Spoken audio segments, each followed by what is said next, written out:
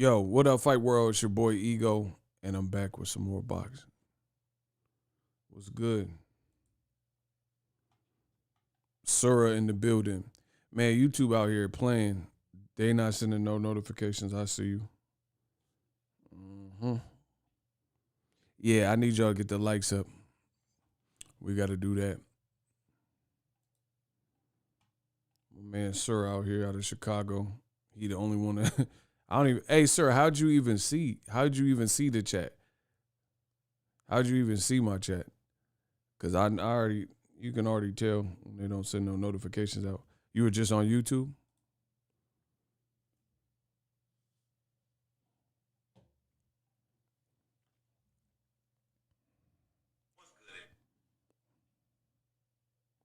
Let me turn this down.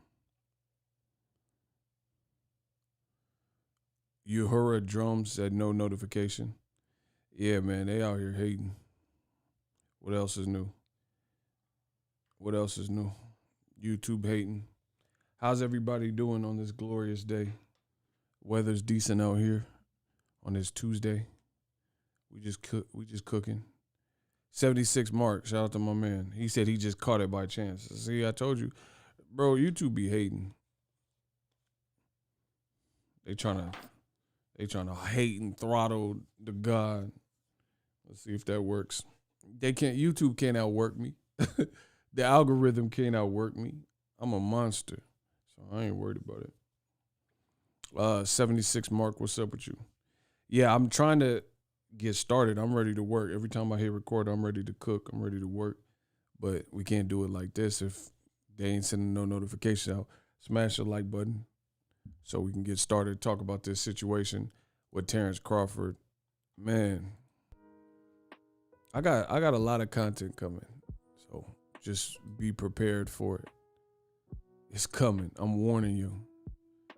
And some of y'all ain't gonna like it, but you could dislike, but you can't disprove. I promise you that. I promise on everything. You could dislike, but you're not gonna be able to prove me wrong. I promise you.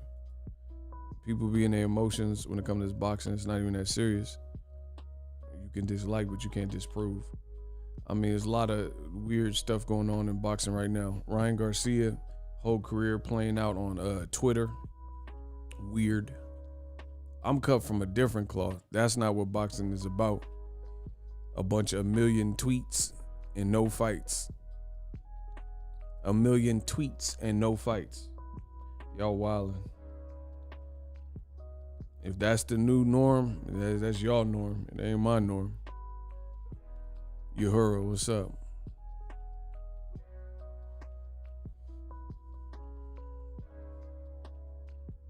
Is hearsay ego, you a chatty patty. That's what's up. Sir, block him.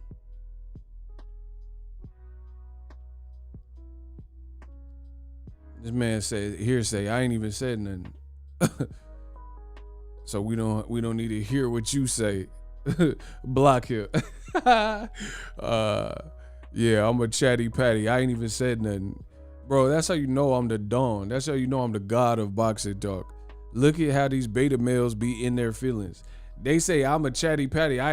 Listen, he said I'm a chatty patty. I ain't even said nothing about boxing.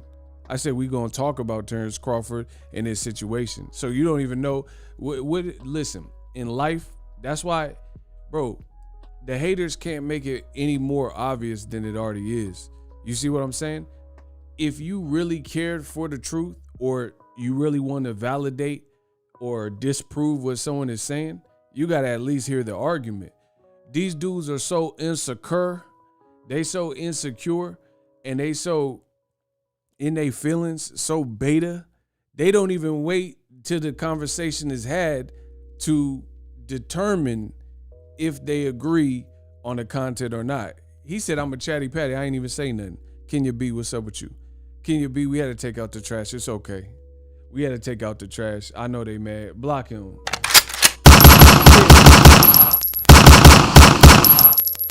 Listen, in this boxing game, the only thing I ask for is lend me your ears for a minute. And what I say, if it don't make sense to you, then you can say something. Then you can let me know. Till then, we cooking. Till then, we gonna cook. We gonna cook. They don't even wait. Like, they make it so, the rats make it so obvious. They don't even wait to hear what the argument is or what's being said. They just formulate an opinion. So I'm not, listen, with what I do, I don't ever want to convince you because you already have everything figured out. You can never be enlightened if you're not receptive of the information.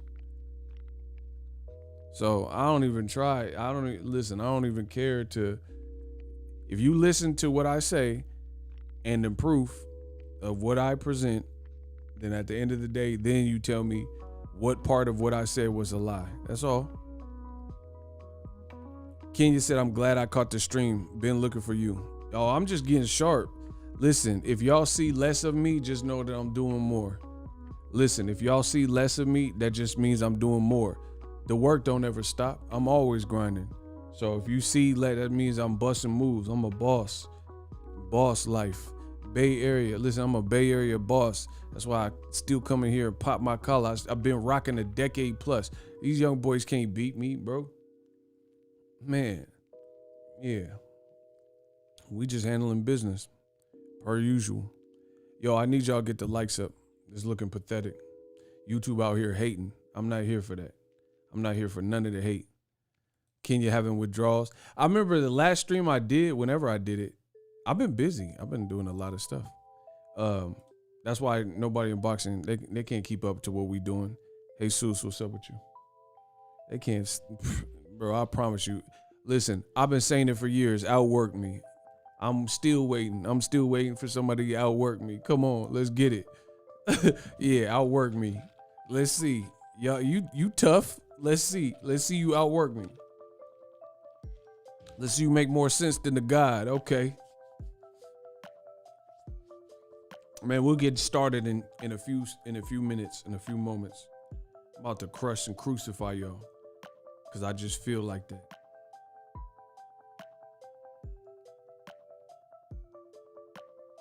Yeah, your man been working. Alexa, turn off my studio. Alexa, turn on my studio. Oh my God. Listen, I'm the James Bond of boxing. Hold on. Y'all see that? Listen, we out here where it's okay. Me and the girl Lexa, we got a little something going on. You know what I'm saying? Don't worry about that. Your boy has been working. Y'all see me. Hold on. Y'all see me. James Bond of boxing. I'm 007 from the 707. You better always remember that. Always remember that. I shook up the world. I came into boxing and shook this game up. No cosign. I ain't jump off nobody back. No cosign. Stop playing. I'm the king of this. I mean it. I'm the king of this. Man, I got the Star Trek. Yeah. Listen, I'm Star Trek with it. I'm on a Star Trek. Listen, I'm drinking coffee. We making them Starbucks. Hold on. Listen. Everything I say is nuts. Listen, I spit planners. Everything I say is nuts. I ain't talking coffee, but I make them Starbucks. Listen, I got them Starbucks. Let's go. Y'all not on the level. Hold on, a little flex, a little light flex. Just wait till you see 2022. Is man, I promise I'm sharp. I'm gonna be a monster this year. YouTube keep playing these games with notification. That's good. I'm coming. So Bernie did an interview with TBV. Man, oh man. Team Crawford had a lot to say about what's going on and, you know, their standpoint or whatever. Listen, to each his own. Number. Ask him for a number. This is a 50-50 fight. First, nobody over there has even called Bud to talk about the fight. Nobody. Right off rip, this does not sound accurate to what I've seen. He's saying, that's Bernie from Team Crawford. He's saying that Errol Spence Jr. versus Terence Bud Crawford is a 50-50 fight. I don't see it that way. I've always said that. It's not a 50-50. And when I'm saying 50-50, I'm not talking about fisticuffs. I'm not saying you could pick Crawford, you could pick Spence. That's not even what I'm talking about. Because in that regard, there's no way to prove or disprove that it isn't a 50-50 fight, because we don't know what will happen until they actually fight. So yeah, on paper, that aspect of it, who you want to pick as the final outcome, is 50-50 until they fight. And then, if it's not competitive, then you would have to change it. But that's subjective until you actually see the fight. Bruh, Terence Crawford's team, I keep telling you this, bro. You do not get to the fight if you do not come to the table with realism, with realistic expectations. Like, what am I not doing that I could do better? Because I know what I'm saying is not radical. I know what I'm saying is logical and rational. What can I clarify using and utilizing the English language for you guys, bro? It's like this team is in outer space when it comes to their thought processes. And so far, so good when it comes to Ego Stradamus. The things that I've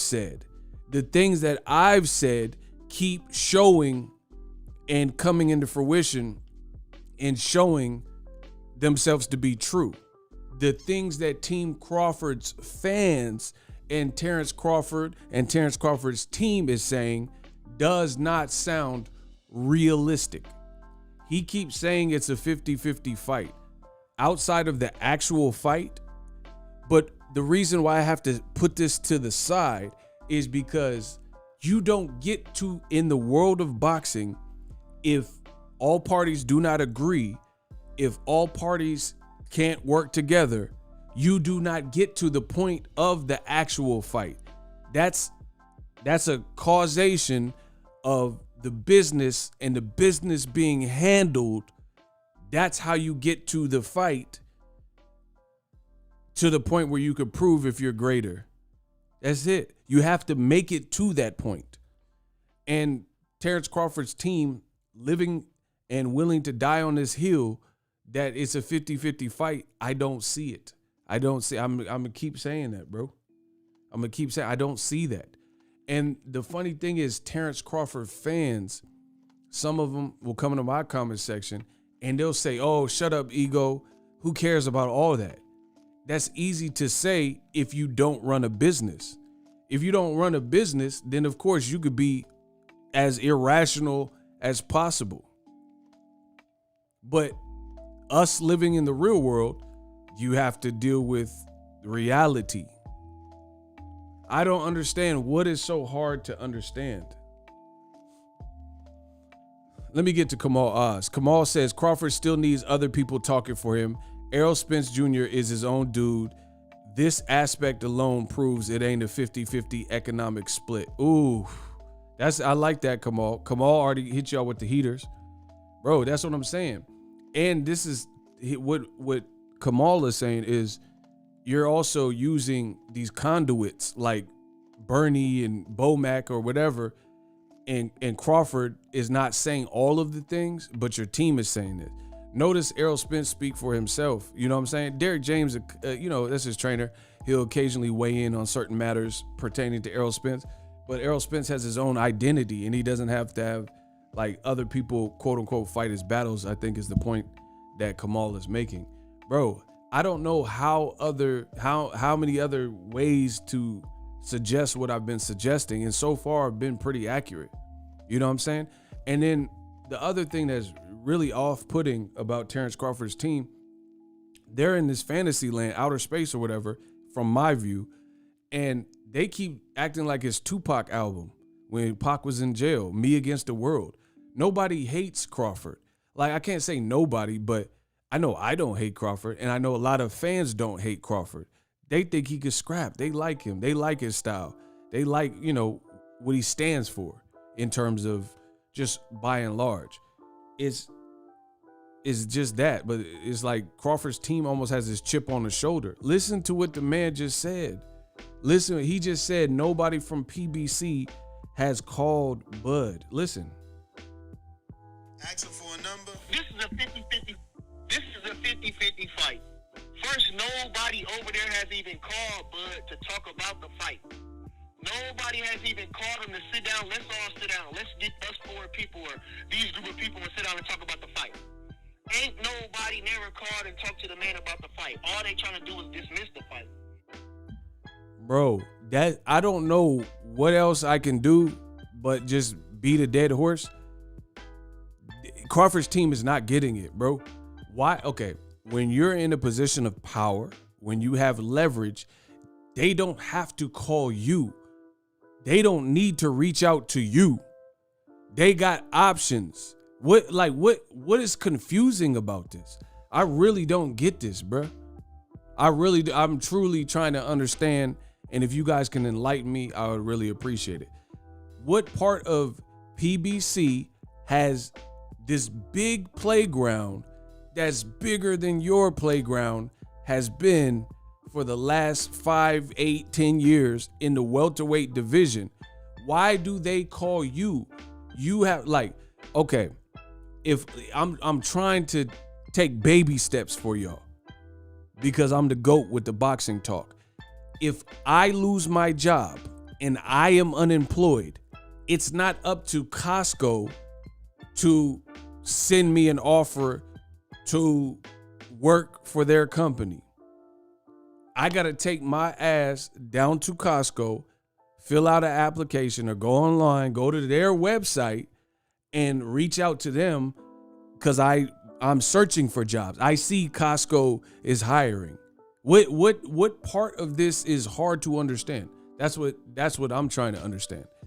You are if I am unemployed, I'm seeking out companies and they have a puzzle and I'm a puzzle piece that I'm telling them, hey, I could fill that position that you're looking to fill, but that's a puzzle piece as opposed to the whole puzzle.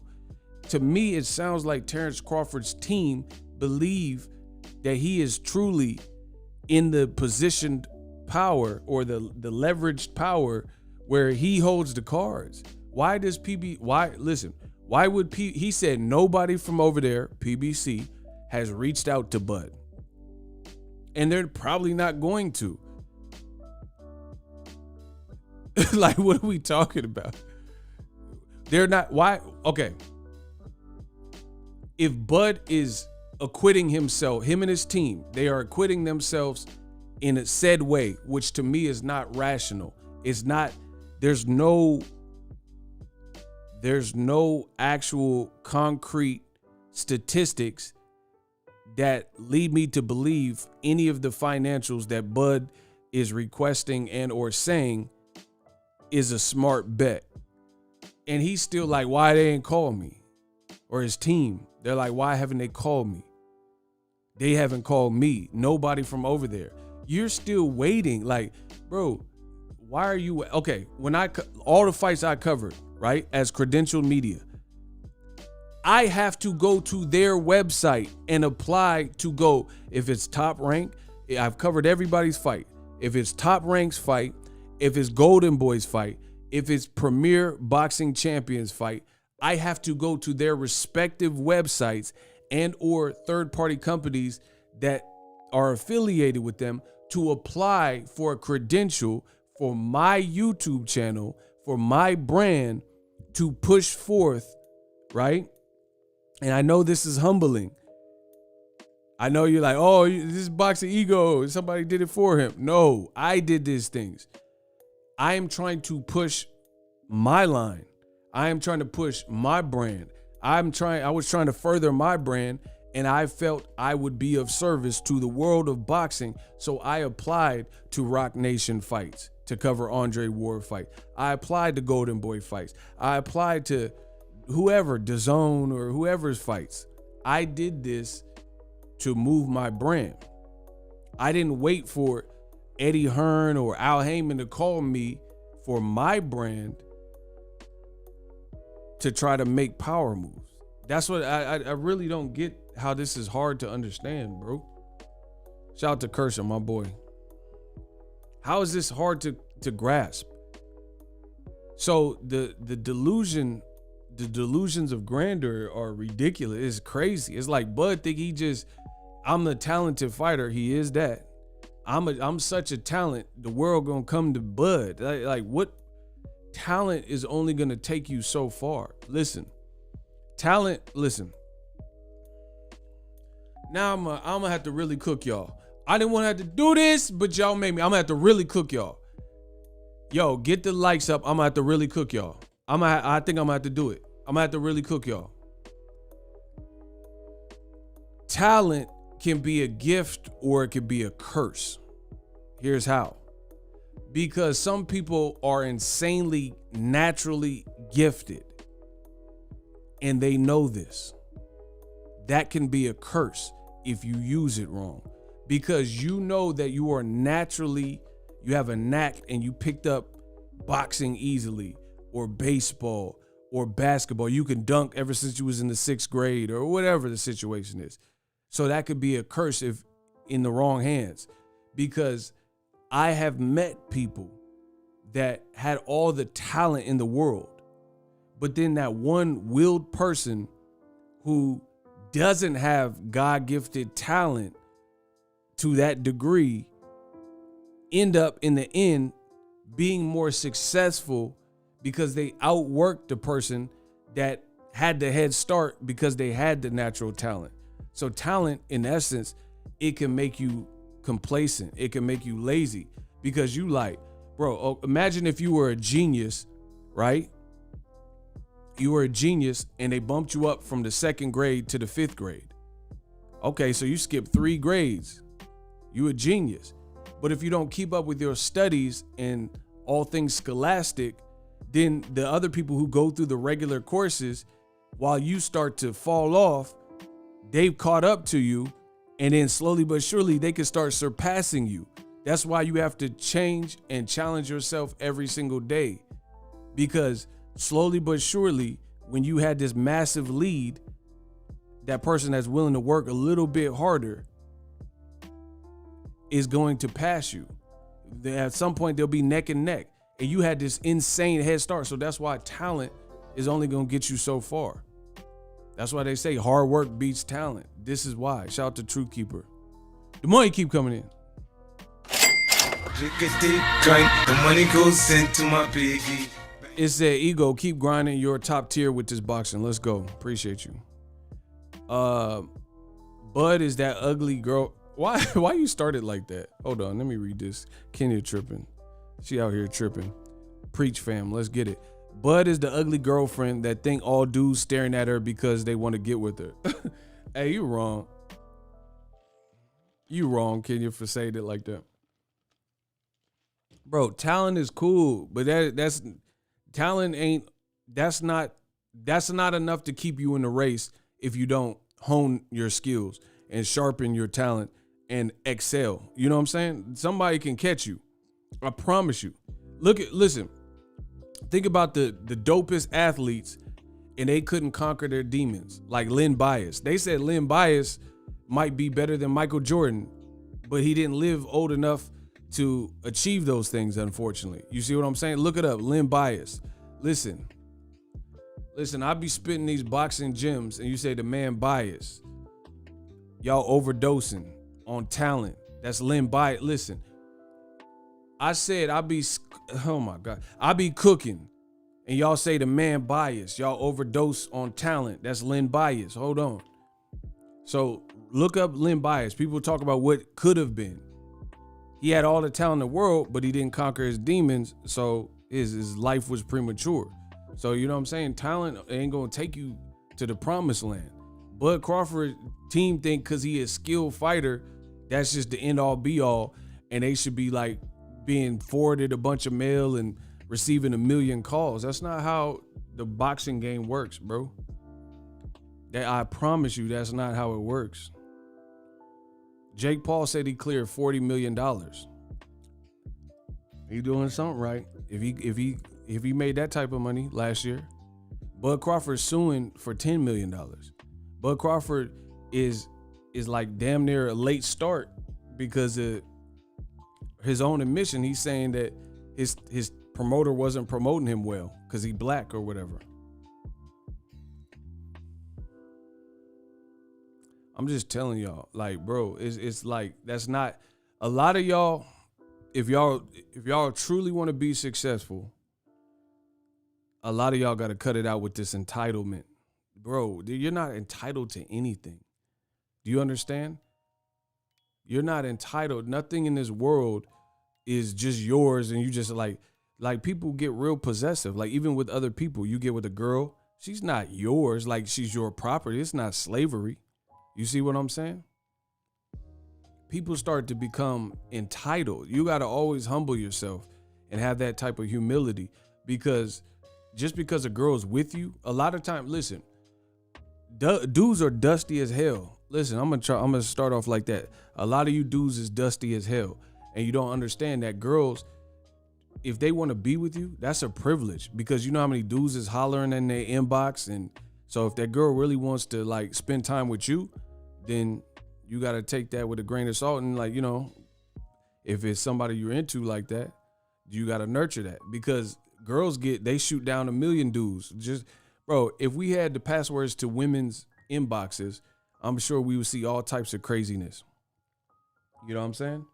So women always have more options than dudes. Like, I'm not saying a dude can't be a ladies' man or whatever, but at the end of the day, like, dudes have to be in shape, clean cut, you know, work a good job, have his own place, have his own whip, you know, have to have some things in place. A girl could be a dusty, bummy, you know, go to the grocery store in her pajamas and still get more offers if she look right. You see what I'm saying? Y'all got this sense of entitlement. It's insane right now. And it looks like it's only getting worse in 2022. Shout out to my boy Kamal Oz. He about to slice and dice y'all. He about to cook.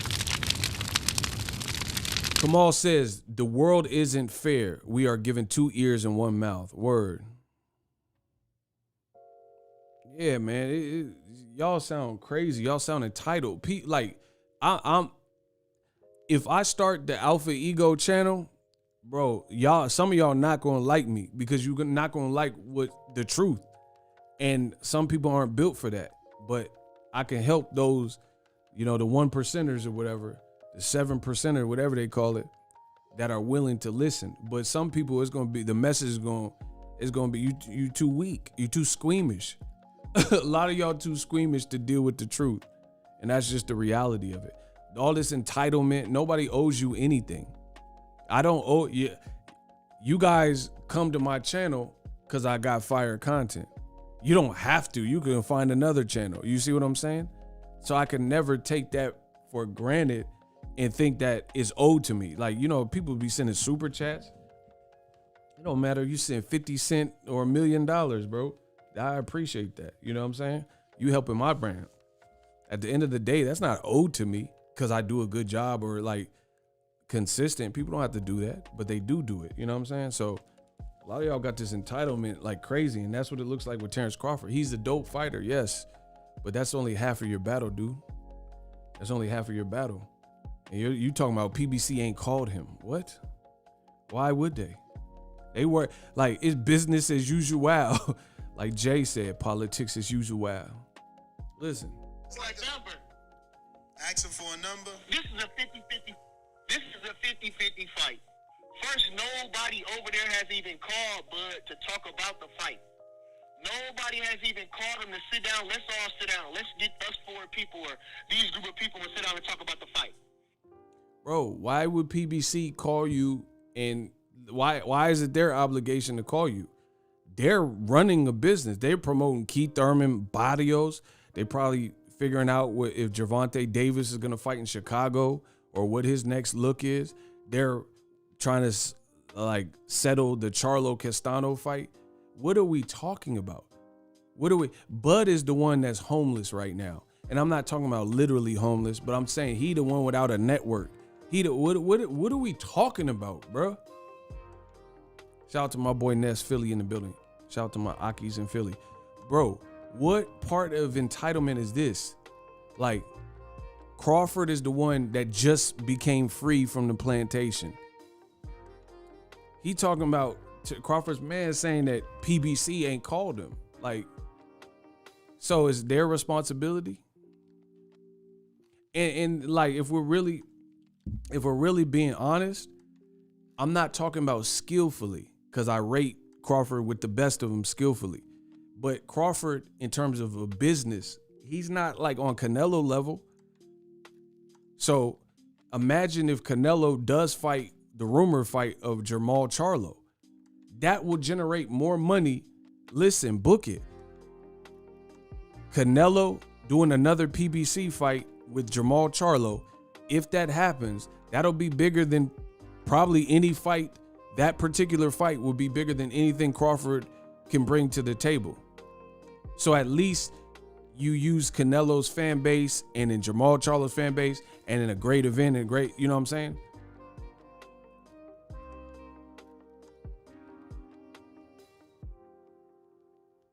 Promoters call promoters. Since when do promoters make house calls? Ooh. Bro, I'm telling you, see, people get mad because I be too real with it. You know, maybe I'm last of a dying breed. I don't know. But all I know is Canelo versus Jermall Charlo is more lucrative than anything Crawford can do for PBC, in my opinion. Because that's a massive event. Charlo's an amazing fighter, an amazing talker. Canelo's an amazing fighter. And he's been talking, you know, credit to Canelo. He's been talking his ism in English and, hey, payday, you know, he's been doing. Hey, get the fuck out of here. Get the fuck out of here. Payday. You want payday. I know that. So it's like, what is Crawford's team talking about? They ain't call me. Bro, they're working on their schedule. They're like, I don't work for PBC and I don't work for Crawford. I don't work for anybody. My checks at the end of the month say Google. So my thing is this. I don't have a vested interest in anyone other than the truth. I'm just telling you what I see and what I feel. But at the end of the day, business must go on. Like, okay, let's say when I worked at Lowe's. One monkey don't stop no show. You guys have all heard the saying. One monkey don't stop no show. And I'll get to the super chats in a second. I see you guys. Appreciate it. Shout out to Kamal Oz and SG Pass. I'll come back to that. But I don't want to break this wave, but I'll come back to your super chats. One monkey don't stop no show. You've all heard the saying. At the end of the day, it's business as usual. When I worked at Lowe's, even if I called out sick as a manager, the store will still open. The store is still gonna open. They're gonna call the store manager. Got to come in. Somebody got to come in. It's just, that's business. This is business. It's never nothing personal. It's always business. If I called in sick, you think Lowe's is closed for the day because Boxing Ego called in sick?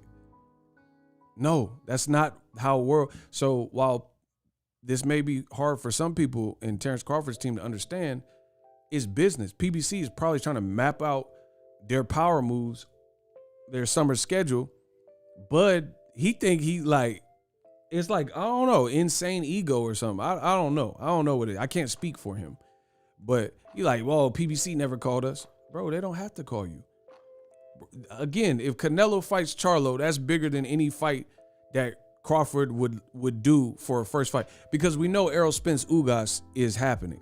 So realistically, Crawford can't, his next fight, unless he wants to wait till the end of the year again, his next fight cannot be Errol Spence or Ugas because they got to fight each other, and that hasn't even been officially announced.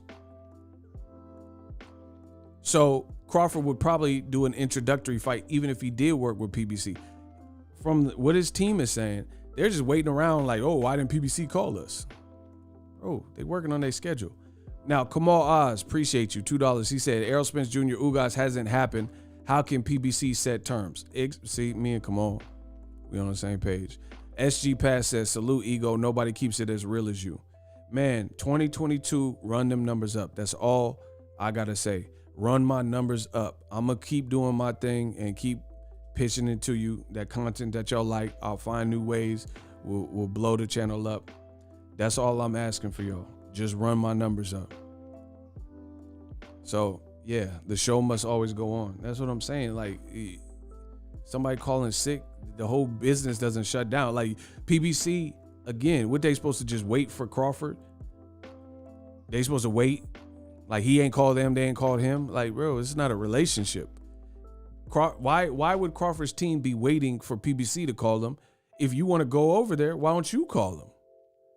What is wrong with that? That doesn't make you look desperate. That doesn't make you look weak. That makes you look like an astute businessman because you're trying to jump on the ball and figure out your next move after suing Top Rank and leaving Top Rank. So why is Crawford's team waiting for, you know what I'm saying? Why are they waiting for PBC to call? Why don't you call PBC? Listen, if Terence Crawford's team sees this, I can get you in touch with PBC. I know a lot of people. I promise you that. If Crawford's team reached out and said, yo, you know, who's the best person, I can redirect you for a small fee. My office hours are 9 to 5. He talking about, oh, why didn't PBC call me? Bro, why don't you call them? Like, it's just like petty, bad business, little games, like you in a relationship. Like, you know, when you in a relationship, you get in an argument with your girl, you don't want to text her first and she don't want to text you first. Like, bro, this is your career. This is your business. Fighters only have a certain shelf life anyway, to the point where their bodies can keep up with it. Their mindset is in that hungry state where they still want to compete and be a boxer. You know what I'm saying? Everybody only has a certain shelf life. Why the game don't wait? That's all I'm saying, bro. I'm from the Bay, bro. Home of the pimps, players, and hustlers. Pimping and pandering. And I ain't speaking a different language. I ain't speaking Mandarin. Listen, I said I'm from the Bay, pimping and pandering. I ain't speaking Mandarin. Like, you have a certain shelf life, and the game don't wait. Ain't nobody never called and talked to the man about the fight. All they trying to do is dismiss the fight. And so, like I said, you know, at the end of the day, Bud, all he could do is, you know, they talking about. And then let me say, I think they flipped them pay-per-view numbers over there. The pay-per-view numbers with Mikey, well, maybe that was before the pandemic, I believe. So I could see that, and I know it was all based off Mikey. I'm sure it was all based off, mostly off Mikey. The fight was not an intriguing fight only from Mikey's standpoint. If you want to say that, it was only intriguing from Mikey's standpoint. A 35-pounder who was in talks with Vasily Lomachenko, but decided to fight Errol Spence. Come on, man. Like I. Bro, like what is that, bro? He said that there was no intrigue to Errol Spence versus Mikey Garcia, but then before that, he said it did good numbers before the pandemic only because of Mikey Garcia. So how is there no intrigue, but you just said that it did crazy numbers, and then you associated all the numbers that it did do? There was like 51. I was there. It was like 51,000. It was 51,000 people, 51,000 in Jerry's world. It was a lively crowd, and you saying that's all Mikey Garcia fans. That's not true, bro. I was there. Listen, I don't want to hear from nobody if you wasn't there. I was literally there ringside. I was there when Pacquiao got in the ring. I was there when Deontay Wilder and Floyd got in the ring. I was literally ringside for that fight. And it wasn't just Errol's or Manny, what's the name? Mikey Garcia fans. That's not true. See, y'all don't stand on nothing. Y'all just hear something and just accept it. I'm not accepting it when I know the contrary is true. Bro, I seen a gang of Errol Spence, man down, strap season, ESJ shirts. You know what I'm saying? I seen a gang. It was a mixed crowd for starters. And I seen a gang of black people too. So all the black people was there for Mikey, all of them. Okay, Mikey probably got some black fans too, but you mean all them New Yorkers that I seen in there was Mikey? Come on, bro. So it looked bad, bro. It looked bad because that's not true. So Mikey, I seen hella black people at that fight. So they was all there for Mikey too. Every single one of them. Like, it's just not realistic, bro. And it still don't explain the way it looks bad because we know Terence Crawford's numbers weren't good on pay-per-view. B-Dog said I was there too, not ringside though. All right, B-Dog, what was the crowd like? Was it all Mikey Garcia fans? You getting live testimonials from people that were there. Kamal Oz. Unwise to burn bridges when you have few options. Kamal Oz. Bars. If anybody was... Alexa, cancel. Alexa, stop.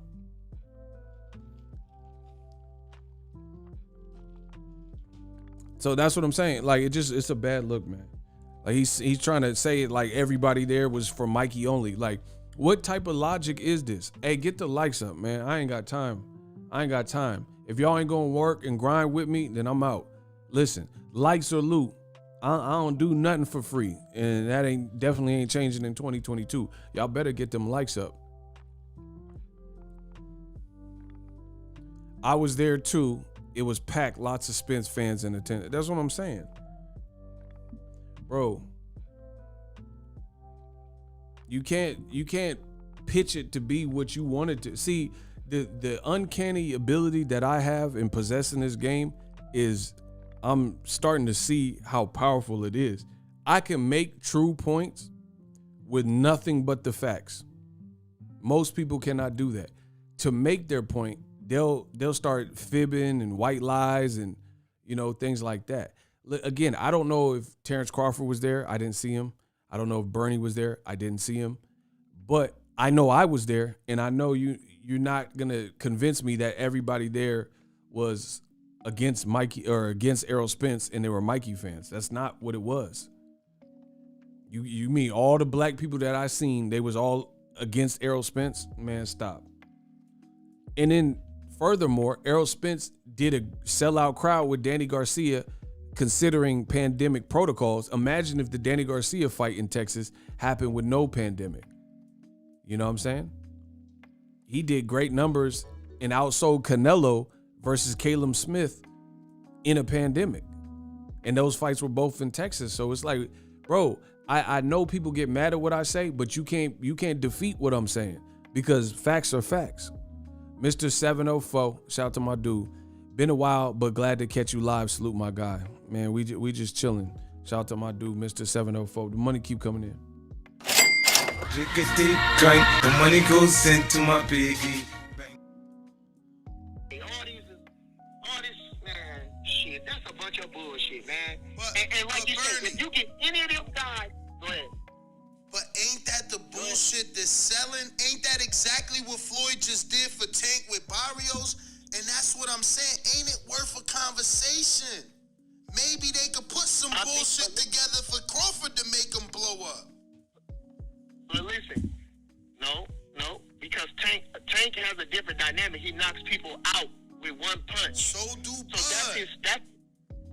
So Bud sleep. Bud is I know he's not a one I'm not punch. saying that Bud don't. I know I know what you're saying. And we saying the same thing. So that's it. But he's still getting them knockouts, though. He's still getting them knockouts. He get the knockouts. And what is it, like 10 in a row now? Bro, Exactly. he said what PBC is offering pretty much works for Gervonta Davis because he has a different demographic of fan base because he gets knockouts. But Bud, he got like 8 to 9, 10 knockouts in a row. So Bud, he knocked out every person at welterweight. So I don't get that. I don't understand that comment. Bud, as he's gotten mature and better, he knocking everybody out. As he moved up, he knocked out everybody he fought so far. So good. At welterweight, he knocked out everyone. Jeff Horn, Mean Machine, all of them. Sean Porter, all of them. So why is it? I didn't even understand that. Man, come on. What I'm saying, the man is too dangerous. He's almost like a Sam Langford, a Charlie Burnley. The man you want to do, a Marvin Hagler, you want to try to wait him all the way out. You want to drain him down till you can to get him. That's exactly how they want to do this, kid. That's what I'm saying. It's not about moving Bud. But not if you with Floyd. Because you see, Floyd ain't let Loma get Tank when he wanted him. He this is like I mean, I'm not understanding that.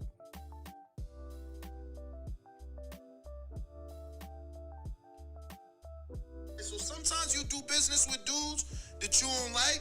Yeah. Just to do what you got to do for you. agree, but at the same time, Bud ain't one for nothing. I think he's still gonna make good money without these guys, and fuck them. Like I said, at the end of the day, you gotta worry about you. And we want to see this, and we saying this, everybody's saying that, but at the end of the day, Bud is a 3-division world champion, 2-time lineal, undisputed, all that good stuff. This man don't have no problems at night. This man's sleeping good, as far as everything else. So if that's it. Fuck him. He not one for nothing. That's everybody else talking about, he should be this, he should be that. But he ain't studying. He ain't worried about nothing. Like I said. I mean, I don't get it, bro. I don't get it. Shout out to Kamal. Bud needs Errol Spence Jr. in the PBC, not the other way around. Boom. Somebody gets it. Shout out to Kamal Oz for continually dropping that heat on your mother head. Yeah, get the likes up. Bro, I mean, listen, I don't know. To each his own. Maybe they do business different in Omaha. I don't know. But he's saying F them. Why would that be a standpoint? He said, we don't need them, PBC. We don't need them, F them. F them why? For what reason? If you want to fight half of their stable, Keith Thurman, Errol Spence, whoever, then why are you saying F-U-C-K them? I don't, that doesn't make, that's not, Kamal Oz, didn't he just say this? Didn't he just say, don't burn your bridges? Don't burn your bridges? I mean, haven't we all heard that? Why would you be saying F-U-C-K them, but you want to fight Ugas and Errol and Keith? But like, bro, this is insane, bro. I ain't never seen those like this. I'm just being real. This is insane. It's like, but it's like Bud damn near trying to treat this like, them chicks that be messing with them sugar daddies, and the sugar daddy breaking them off hella bread. The sugar daddy breaking them off hella bread, and they don't want to kiss him. They don't want to have to do none of the physical stuff like kiss him or have sex with him. You know what I mean? But you want that sugar daddy to keep breaking off the bread. Eventually, sugar daddy gonna get mad and be like, nah, you gotta let me goose. You know what I'm saying? I'm paying your car note and your rent. That sugar daddy for to be bad. Like, he like, nah, we go together. You my girl. And then the girl, oh my God, y'all tripping. Hey, y'all tripping out here, bro. Y'all tripping. It's like you want the perks of the sugar daddy. You know what I'm saying? Like, you want the money. You want the sugar daddy breaking bread, but you don't want no physical contact with them. You know what I mean? You don't want to be seen, and you know what I mean? You don't want to post them on the gram and stuff like that on Snapchat. Them girls don't want that sugar daddy on that Snapchat. They'll just post a picture of their meal. Listen, I see how y'all girls be moving in 2022. Bro, they be trying to take the picture from an angle of the meal that cut off his watch, because you can see the sugar daddy, his wrist, and they be trying to get him all the way out. Trying to take it from that specific angle.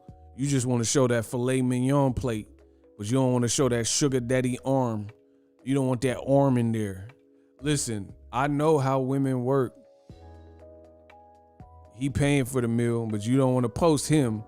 He out here looking like Tommy Lee Jones. You don't want to show that Tommy Lee Jones sugar daddy arm.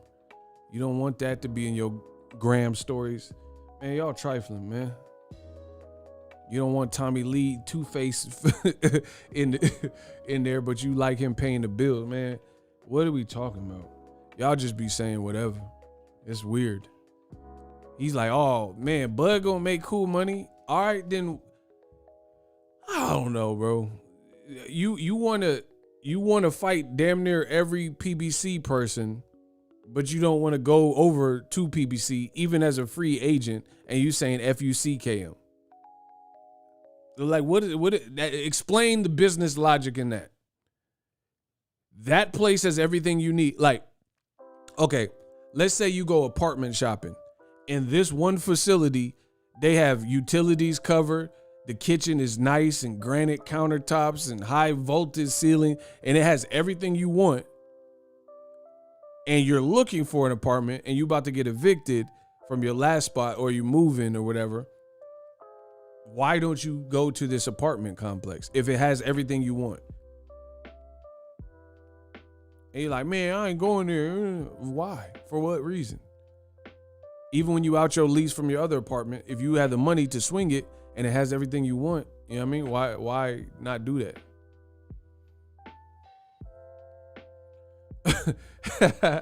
Hey, shout out to Cedric. Man, y'all tripping.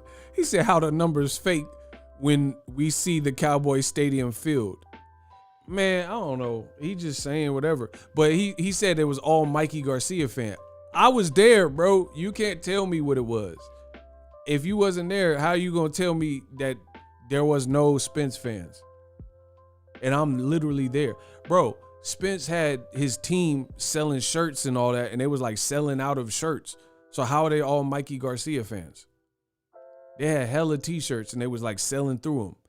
But then allegedly, because Terence Crawford team, Bernie said it, you know, I'm to believe that it wasn't. Shout out to the Bahamas. What's up? I'm just saying people shouldn't have to like manipulate the truth. I say he didn't have nothing when he started. He didn't have nothing. He only could dream of be world champion 3 times now. One of the most feared fighters in the world right now. What can you do? You can't hang your head on that. Fuck them motherfuckers over there. Fuck every one of them motherfuckers over there. So coach, what fight at 54 was you talking about? Like, who would it be? I wouldn't know. Like I say, I wouldn't know. Somebody around up there, I wouldn't know. You know, you gotta matchmake them good. Bro, I'm done. I already went over. Listen, y'all need to just bow down and admit I'm the greatest in boxing history. Listen, bow down. That's all y'all got to do. He just said, okay, so keep in mind in this TBV interview, he stated that Bud Crawford may even move up to 54. That's what's up. But there's one small problem that I've already discussed years ago, that the 147-pound division and the 154-pound division is mostly dominated by Al Haymon fighters. Everybody with some stat, you actually have a better chance at 47 probably than you do at 54, because every single person with major clout or any type of name or a belt is with Al Haymon. What are we talking about? That's why when being asked by Ness in the Boxing Voice, who would Bud fight at 54? He said, I wouldn't know that. Bro, I know that. It's going to be like Patrick Teixeira or somebody that nobody want to see you fight. Nobody want to see Bud fight. Kenya B, tell him. She said, Ego been saying it. I told you I'm the greatest. Listen, y'all all going to bow down. This is the year y'all all bow down to the greatest. He said the weather great out in the Bahamas. Let's go. Bro, at least if you did 47, Jerron Boots Ennis, I don't think he's exclusive to PBC, or Virgil Ortiz or Josh Taylor might move up. You know what I'm saying? So you damn near got more options at 47, but 54 is dry. Outside, if you take listen, let's play a game. I told you I'm like Jigsaw when it comes to this boxing. I want to play a game. You've spent your life fighting at welterweight. Listen, I want to play a game. Take away every Al Haymon advised fighter at 54 and now tell me who Bud can fight that's at 54. Boop. Boop. Please let me know. I told you. Listen, we going to have a rumble in the jungle. Y'all going to have to prove me wrong. Name who a marquee fight. Okay, so let me set the stage a little bit better. Bob Arum is basically saying Crawford's numbers are trash. Bob Arum is saying that Crawford can't sell. He can't sell. So to prove Bob Arum wrong, remove all Al Haymon fighters, since Bud seemingly doesn't want to go to PBC for whatever reason, right? And please let me know a lucrative, good fight that Bud could fight to end once and for all this stigma that he can't sell. So if anything, the names I can think of at 54 will further prove Bob Arum's his statements true more than go against it, because there are no big fights outside of PBC fight. Who is he gonna fight? Madrimov on DAZN? Is that a thing? Nobody even knows who Madrimov is. Who is he gonna fight? Patrick Teixeira? I'm in your area. Who? So that's my question to you. I've already been down this path, but apparently Bud has more figured out than me, because I've already told you this years ago. So if you side with what's being said, tell me a non-Al Heyman advised 54 pounder that has a name that could end the stigma that Terence Crawford ain't really doing good sales and making money for Bud to fight. Let me know. I can't wait. I love a good challenge, but y'all can't challenge me. The moment y'all try to challenge me, it's another casualty. Y'all be acting like y'all mad at me. Listen, actually, y'all be acting like y'all mad at me. The moment you try to challenge me, it's another casualty. Let's get it. Ben is at 147 pounds. I said 54. He's saying, his team is saying they may go to 54. Dope. That's what's up. Who are you going to fight? Name somebody that's not with Al Heyman, because Charlo, he's about to fight Castano. The winner of that fight is the man in the division. So that's Charlo, Castano, Luis Cuba Arias is with them. Tony Harrison, Bryant Perala, J-Rock, Jason Rosario, Swift Jared Hurd, Sebastian Fundora, Erickson Lubin. That's 10 fighters. That's 10 fighters I name off the cuff because I'm the GOAT. Y'all, listen, y'all should really be paying for this GOAT talk. I named 10 exclusive type, good fights at to start your career at 54, and they all with PBC. So who's he gonna fight? Madrimov? There's one. Who else? Because that fight's weak. Ain't nobody trying to see no Madrimov and Crawford right now. What?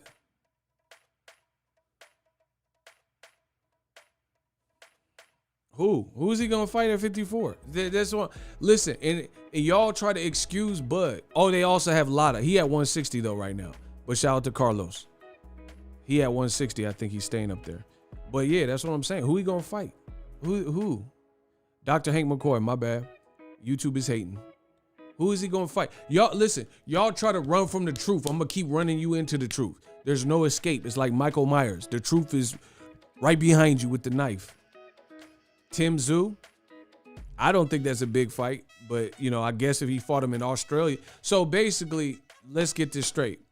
You have an African American, operative word being American, and he got to go to Australia. He got to go to Scotland. He got to go outside of this country. Bro, he got to go outside of this country to get a fight. I'm done, bro.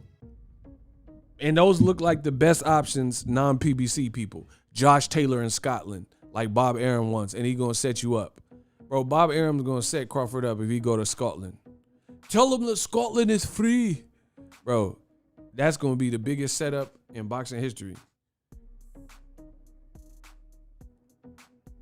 Or Tim Tszyu in Australia. Man, come on. Enjoy.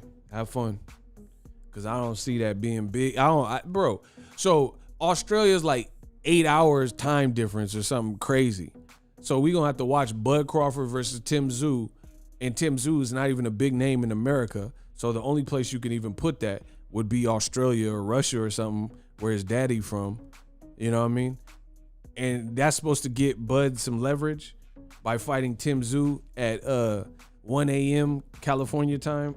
All right, bro, y'all keep going around the most obvious thing. I wouldn't know. I couldn't say. I really couldn't say. They got business. He got people with him that want to help him make his path. And I think that we on that path. We're going to pick our fights, and we're going to do what's best for us, too, at the same time. So the rumors is true. Are the rumors true? Is he with MTK Global? No. Okay. I haven't heard that. No. Don't nobody know who he gonna sign with. Man, he paused too long. Hey, y'all, I'm done, bro. He with Daniel Kinahan. It's over. Bro, he got to be with Kinahan. You hear how long he paused? He said, are the rumors true? He with MTK. He said, doo, doo, doo. Bro, that pause.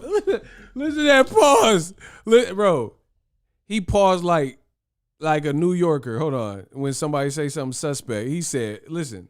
He said, listen. Are the rumors true? Is he with MTK Global? No. Man, nah. Hey, Bernie, wow, bro. That pause was too long. That was a New York pause. Nah, he paused way too long. He said, are the rumors true, but we gonna be with MTK? And he just said,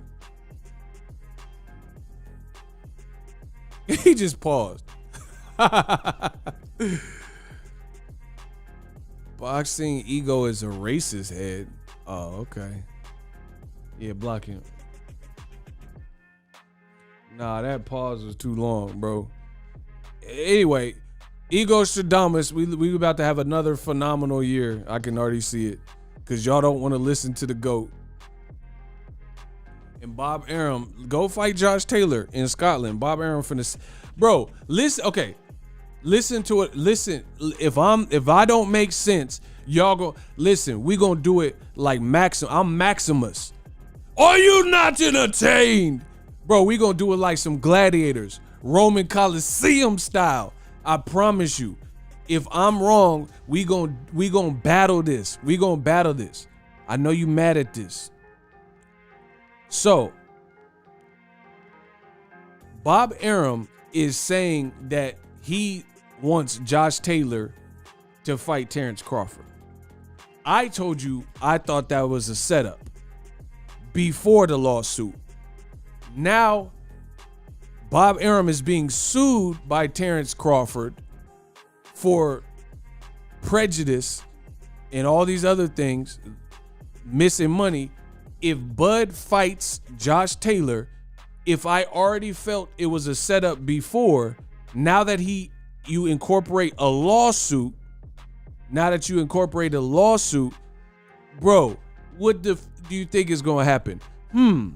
Josh Taylor still with Top Rank. He was previously undisputed, just like Bud was undisputed. But truth be told, Josh Taylor had a tougher path at the time he came up. There's just better names at 140. And if he moves up, he's a white dude. I think he got blue eyes, from Scotland. And the fighter that just left you got on stage and embarrassed you and said, oh, if Bob couldn't give me the Errol Spence fight when I was with him, how are you going to get me to fight when I'm not with him? And he's now suing you. Then how is that going to work? How are you going to fight Josh Taylor? And even if Bob did, this going to be a setup. It's going to be a setup, bro. Don't be surprised if Bud fights Josh Taylor. I don't even think it's about if he can beat him and all that. If it goes to the scorecards and that fight happens next with this ongoing pending lawsuit, don't be surprised if it's some of the weird, if it goes to scorecards or if something crazy happens or people complaining gloves was tampered or scorecards is wonky. You know what I'm saying? Don't be surprised. Man, Bob Arum, nah, bro. He finna Nino Brown, Bud. Now I warned you, kid. Sit. Yo, $5 down before I make change. Bro, he finna do Nino Brown when he had the black turtleneck and the Rottweiler. When he started jump roping with the leash. Now, I told Terence, don't embarrass me, kid. Sit. Your $5 ass down before I make change. It's about to be ugly, I promise you.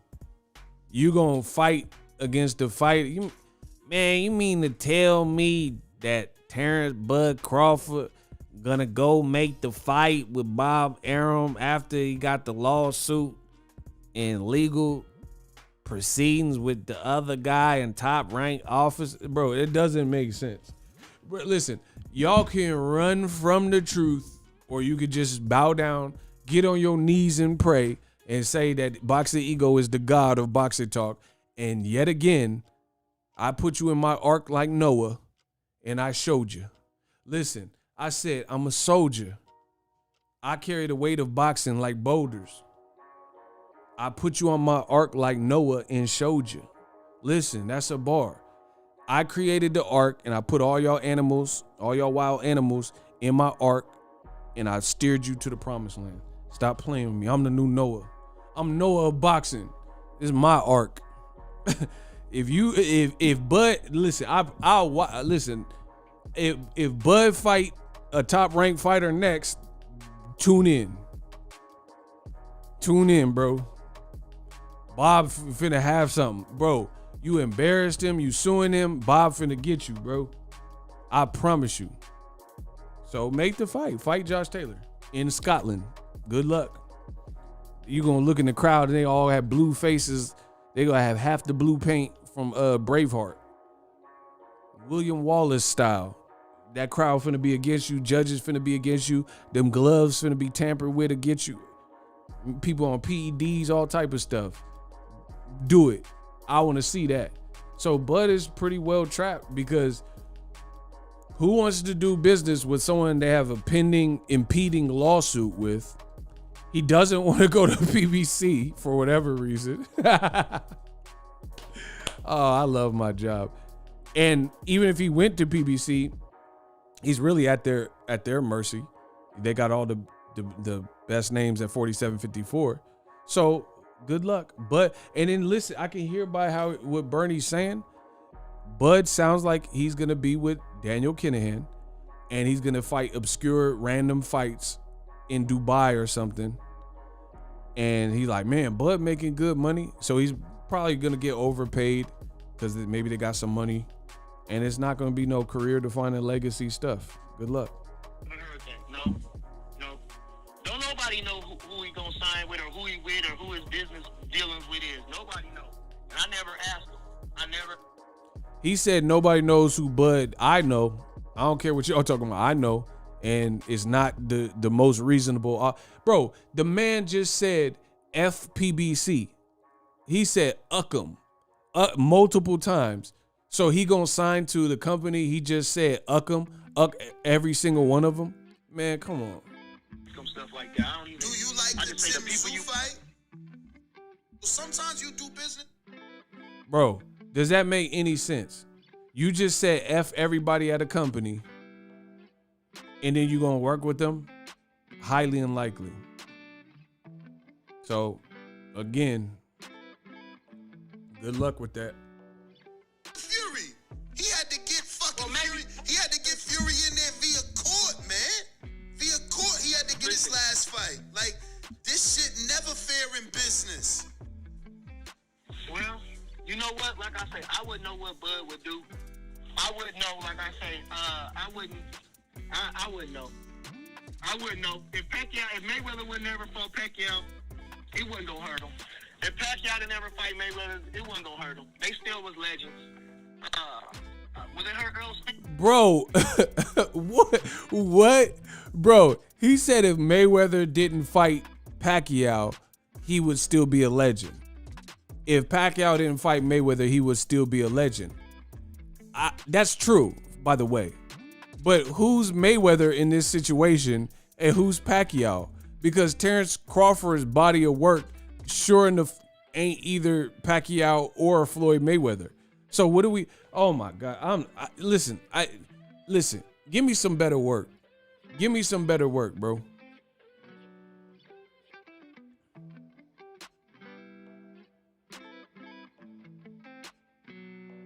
Y'all gotta listen. He just made a statement that Floyd could have not fought Pacquiao and he would be regarded as a legend. True. He made a statement that Pacquiao could have not fought Floyd and he still would have been a legend. True. They have their own careers, which were a lot more in prime, great names and legendary names than Bud has to this point, right?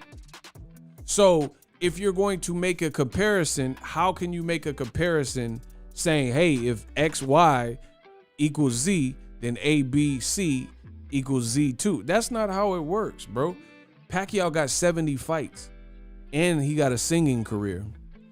I believe the children are our future. Teach them well and let them lead the way. Bro, he got a singing career. His kids is rapping. He got 70 fights. He got knockouts and pay-per-view success. He's done 1 million pay-per-view buys outside of Floyd. Floyd, I don't even have to get into what he got, you know. He changed the whole game. So how does this relate to Crawford? He don't got the Pacquiao singing career. Do you believe in love after love after love? Bro, Pacquiao, Crawford ain't got, Crawford can't sing share. Pacquiao can hit that share. Do you believe in love after love after love? Bro, Crawford can't hit share. I promise you, he can't sing that. Can you do that to the Beach Boys? Can you do that to the Beach Boys? Hell nah, bro. Crawford can't do that to the Beach Boys.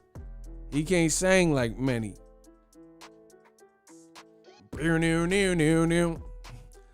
They say I'm tripping. I really don't care.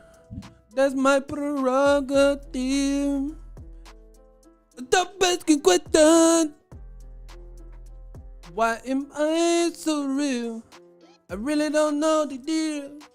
I really don't know about my brother. Bro, trying hard to make it right. Bro, Crawford can't do that to the Beach Boys. I promise you. We gonna have a sing-off. Pacquiao versus Crawford out this month. Do you believe in love after love after love? I can feel it dying myself. I really don't think it's strongy. Bro, we can run it. I'ma set it up. I'm Team Pacquiao. Y'all rock with Crawford. We gonna go on The Voice, American Idol, all that. We gonna see what it is, bro. Crawford he ain't got the pipes like Pacquiao pause. He can't belt out these hits. Kelly Clarkson and all that. I promise you, my boy Pacquiao could do that. You can find me in the club, bottle full of burning. I got what you need if you need to feel it, bro. Go shorty, it's your birthday. We gon' party like it's your birthday. Find me in the club. Bro, he can't do in the club. Man, y'all tripping. Y'all can, Pacquiao can hit that 50. Clickety clank, the money goes into my piggy bank. Now I get at you, my knife hit your skin. Now I get at you, bro. Blow shots at you, man. Hey, something special. Man, shout out to Kamal Oz. He said Pacquiao killed it singing Coolio, Gangsters. Oh my gosh. Been spending most of our life living in the third paradigm. But will I live to see 24 the way things are going? I don't know. Tell me, why are we so blind to see that the one... Bro, Crawford can't do that. Rashid Mohammed, he just put some emoji. Y'all tripping. Look at the situation they got me facing. I can't live a normal life. I was raised by the street, so I gotta be down with that hood thing. Too much television got me chasing dreams. Bro, I promise you, Crawford can't hit that. He can't hit that, bro. He can't hit that, Montel. This is all we do. Once upon a time in 94, Montel made no money and life sure was slow. And all they said was 6'8", he's good. The people thought the music that he made was good. Bro, he can't hit that Oh, I'm bugging. This is how we do it. Sha-la-la-la-la-la. Bro, he can't hit that. He can't hit my boy Montel Jordan. Stop playing. So, yeah, good luck to him. Move up to 54 if you want. This is how we do it. Do it. Sha-la-la-la-la-la-la.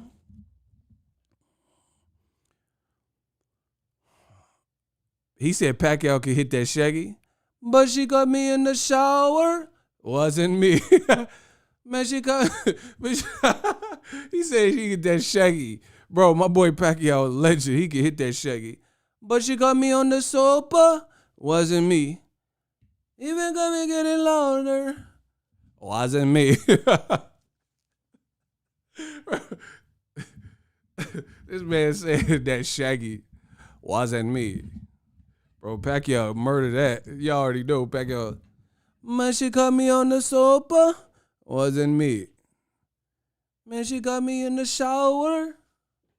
She even got me getting louder. Y'all tripping, bro. That's hilarious.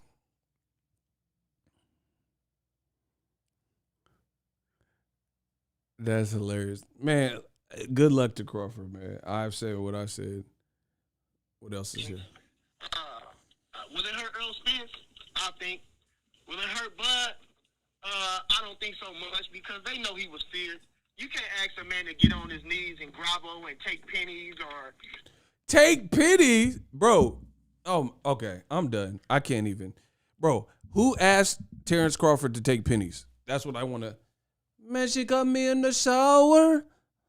She been got me getting louder. Bro, I'm just going to sing some Pacquiao because this don't even make no sense at this point. Wasn't me. Bro, he said you can't ask for Crawford to crawl and beg and make pennies. Who asked him to do any of that? To get on his knees and beg and all that? Bro, I'm done. And now you want to know why the fight ain't happening. You can't ask a man to get on his knees and grovel and take pennies or just to bow down for this motherfucker. Who is this motherfucker? Man, fuck that motherfucker. Who the fuck is that motherfucker? Fuck that nigga. Oh my, I ain't groveling. Fuck that nigga. Groveling and begging that motherfucker for a few dollars. Fuck that motherfucker. Fuck him. Fuck them motherfuckers in the horse they rode on. Like I say, fuck them motherfuckers. Let them. You know it's all on him. That motherfucker don't want to do it. That motherfucker don't want to do it. Fuck him. That motherfucker don't want to do it. It ain't. It shouldn't even. It should be prestige and honor going around this motherfucker. Come on. I'm done, bro. So he just cussing out. You know what I'm saying? He said no one asked. I'm done, bro. He said F him, F this, womp womp womp, F that mother, F her, F this, boop boop bleep, bleep bleep, bleep bleepity bleep. I mean, he said Kamal Oz Pacquiao was seen. Whoop, there it is. I'm done. I can't do no more Pacquiao. Bro, okay, so now we see the reason the fight's not happening. I think I've made my case, bro. That you can't. He said it's supposed to be prestige and honor, bro. That has nothing to do with business. Like, you know what I'm saying? Like, you talking about prestige and honor. What? Like, first of all, we're in 2022. Jake Paul said he cleared $40 million last year. You see what I'm saying? And some people don't feel like that's real boxing or that's honorable or whatever, but that's a reality. You see what I'm saying? That's a reality. Is Jake Paul crept in, he found his little lane, and he's taking advantage of it. That's the reality. So it's like, come on, it's about prestige and honor. Bud ain't gonna get on the ground on his knees begging and groveling. Who asked for any of that, bro? But man, pride, like J. Cole, shout out to Cole, album of the year last year. Pride is the devil. I think you got a hold on me. Pride is the devil. Bro, pride is the devil. This is crazy. He's saying ain't nobody begging. See, Crawford, like I've told you, Crawford and his team do not want to face the music and the reality that Crawford, albeit he's an amazing fighter, his business hasn't been conducted amazing, so he's nowhere near the level that he should be in terms of stature to the point to suffice his demands. So now it sounds like Crawford's going to continue to go against the grain and further hurt his career, even though he's a free agent now, and say, F that, F them, I don't care. I as long as the world know I didn't duck, you know what I mean? Instead of just swallowing pride and being like, you know what? Let me get Errol Spence and see if we can still get that 40% cracking. Let me see if I can do 35. Why not? If it's supposed to be this mega fight, maybe do 30% or whatever. I can't put the percentage to him. But you just saying F him, F his family, F, the horse he rode in and PBC and this MFer and Bud ain't begging. All right, don't beg. But now y'all know why it's not happening. And the funny thing is, this is what I really feel is a microcosm. Just because Bud is not saying this is his team. You don't think they talk behind the scenes? And they all are talking. Like Bomac kind of has the same demeanor. Bernie is saying the same thing. Anybody in concert with Bud, his family, his sister, they all seem more to this caliber of response than anything else. And to be honest, that's bad business. Like, you know what I'm saying? Like, just to be like, oh, F them, I ain't begging, I ain't groveling, I'm Bud. He just said it's not realistic. He just said if Errol and Bud don't fight, that it's going to hurt Errol and it's not going to hurt Bud because Bud wanted it and he didn't. But you don't truly, this is my closing theory. You don't truly want it if you're pricing yourself out and or not coming to realistic terms with where you're at. Then you can't say you want to fight like that, but you're not willing to be realistic. Like, okay, here's an example, and I'm pretty good at this. Let's say they were doing Avatar Part 2. We'll say the Avengers. I think people like the Avengers. No, let's say Black Panther. Yeah, let's say Black Panther. They're doing Black Panther Part 2. I want to be in the movie. But if I price myself out and Disney and Ryan Coogler's like, yo, we want Ego to be in the movie, but he's asking for some damn $55 million, and we didn't even give that to Michael B. Jordan. We didn't give that to, rest in peace, Chadwick Boseman. There's no way he'll mess up the whole budget, and he don't have a rap sheet of successful movies, so that can't be justified. But if they're trying to offer me something realistic and I'm in over my head, then guess what? The breaking point will be like the studio wants you, but they don't need you. We want Ego to do this role, but since you're asking for so much money and you won't come down on your asking price, we got to start filming by March. So guess what? One monkey don't stop no show. They going to move on and recast it and cast somebody else in there. And the funny thing is, I am a genius in this boxing game, and you guys are all getting to witness my greatness, and I love it because I've been telling you the same thing. I even distinctly remember using Terence Howard in the Iron Man series and relating it to Bud. And you see the same kind of concept, and I've been used that. That's an analogy. So Iron Man 1 had Terence Howard as War Machine. Come back for the sequel, which spawned more Iron Man sequels and Avengers sequels, and now they got Disney Plus, so they might try to turn that into a series or something like that.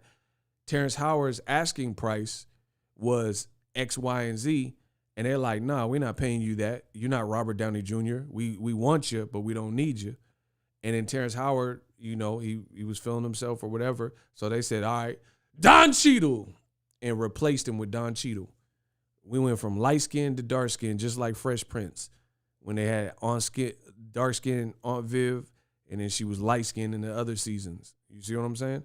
So they got rid of Terrence Howard. You want too much money. You're not being reasonable.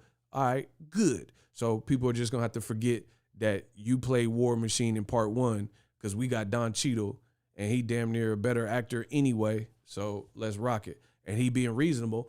And now Don Cheadle has been in like all the Avengers and all that, and he's continuing to make money with a franchise that's still popular. Meanwhile, Terrence Howard, I don't even know what he's doing. Man, what's up with this Iron Man? Where is Terrence Howard? I don't even know what he's doing after Empire. You know what I'm saying? But Don Cheadle got his little bag, you know what I'm saying? And he kept being in the Avengers movie. And where's Terrence Howard right now? So if they do another Avengers or Black Panther, Don Cheadle might be in that, fighting Thanos or something. And Terrence Howard, man, I was just playing. Man, put me back in the movie, man. Terrence Howard just stuck. So it's funny, too. Terrence Howard, Terrence Crawford, both Terrences, tale of two Terrences. Listen. It's what it is. The Terrence is, maybe that's a stubborn name. If you a Terrence, you stubborn. I don't know. But Terrence Crawford and Terrence Howard, they both War Machine, bro. You'll just get replaced. And then Terrence Crawford like, man, I don't need Errol Spence. Errol Spence need me. We didn't land on Plymouth Rock. All right, Ugas it is. And then they keep moving. Man, Errol need me. He just beat Ugas. Errol need me. We didn't land on Plymouth Rock. Plymouth Rock land on us. All right, Keith Thurman it is. Keith Thurman Barrios winner it is. All right, Errol moving up to 54. That's it. I'm telling y'all to play. Y'all acting like you can't see what I'm saying and visualizing. In my honest opinion, Ego, it sounds like Bud is okay with retirement. He believes he's done all he needs to do. Nothing else makes sense to me. That definitely could be it. Jackie Hernandez, that definitely could be it. Shout out to Ricky Williams. Sheba. Oh, hold on. My bad. Shout out to Jackie Hernandez. Oh, that's cute. She got the little cute sticker. Let's get it. Bro, that's what I'm saying. Bud he's too prideful, bro. Like, I'm prideful, I'm stubborn, all that. But not about my money. Like, I'm not finna, I promise you, you'll rarely hear about Ego messed up his bag this bad because he was foolish pride and all that. Good luck with that. Bro, Bud is just insanely, bro, he said F everything about Errol. All on him. That motherfucker don't want to do it. That motherfucker don't want to do it. Fuck him. That motherfucker don't want to do it. It shouldn't even, it should be prestige and honor going around this motherfucker. Come on. You get millions already. You're already rich. Fuck them motherfuckers. This should be prestige and honor going on around that motherfucker. You know, unless that's what I was saying. With Don King, you know, you can't everybody keep worrying about what a Fury. He had to get. Bro, that's not even realistic. It's supposed to be prestige and honor. Bro, prestige and honor ain't finna pay no bills. Bro, I can't call AT&T, my cell phone company, and be like, yeah, I know I'm a little bit late on my phone bill, but I want to pay with a little prestige and honor. Bro, you can't pay nothing with no. Listen, I'm just telling y'all what it is. I can't call. Listen, I don't care what. Listen, if y'all don't like what I'm saying because it's the truth, then that's just what it is. God dang it. You know what I mean? I can't call AT&T. Right? See, people always do this when they losing the argument. They start trying to, like, I guess guilt trip you and, like, you know, throw the dogs off the scent and change it to something else. Can you right now? This is why some of y'all ain't successful, because you have this sense of entitlement. Can you right now call your landlord, call your phone company, call PG&E or Smut, you know? Call your cable company, Comcast, Cox. I know y'all like Cox Cable. Yeah, I know y'all like Cox. Cox Cable. I'm going to keep saying that because I'm talking about Cox Cable.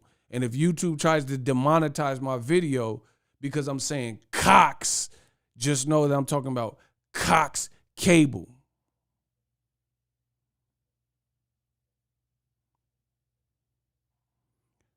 Can you call any of these people and say, hey, I want to pay you with some Cox Cable. I want to pay for some bill or utility with pride and honor or whatever, prestige. Like, bro, this is not Call of Duty. You get the prestige badge. Like, bro, I can't pay nothing. Bro, my landlord slapped me. They slap me if you try to pay your mortgage, your rent with some prestige and honor, bro. That don't even make sense. You're not getting nothing done. Hey, I want to rent this building for my shop. How do you plan on paying? You're going to get a loan for the bank? No, prestige and honor. It's not realistic. And this is why some of y'all, unfortunately, I'm just keeping it real. Some of y'all not going to make it and accomplish your dreams because you have this sense of entitlement. And it's just, you know, the world is against you and, you know, victimhood mentality. I ain't never had it. I ain't never been a victim. Most situations, you know, I've got myself into. I don't have no victimhood mentality. Most things you can attribute, unless you just got caught by a stray, you know what I'm saying? You wasn't into nothing and you just got hit with a stray. Okay, that just, you know, bad timing, you know, wrong place, wrong time. But a lot of y'all, I'm just being real. A lot of y'all not going to make it. Y'all not going to make your goals because you have this type of outlook, you know. He's basically saying, Bud, because I think he speaks pretty well for the team. They all seem like they are on that same type of time. You know, Errol Spence, he'll be known as the Ducker. All right, good luck with that. When the history books are written and, you know, when the numbers and statistics and belts and things come out, then, you know, this will be your everlasting argument. Barry says, you are not going to mess up the bag over your foolish pride. Bud and his team are morons and deserve everything he get going forward. Shaking my dang head. I know me. Listen, I hate making mistakes. I'm like OCD with certain things, and I'm very hard on myself. So I hate making mistakes. And I definitely, like, God willing, I haven't made no mistakes that are like so painstakingly obvious, bro. You want to fight 3-4 PBC fighters, that should be just cause for you to reach out yourself and try to get that done. But instead you go to some drug lord, Daniel Kinahan or whatever his deal is, you know what I'm saying, and sign with him. What can he offer you? What, like, bro, listen, this is a real sensitive subject, but I got to be real with who I am and be real with my message.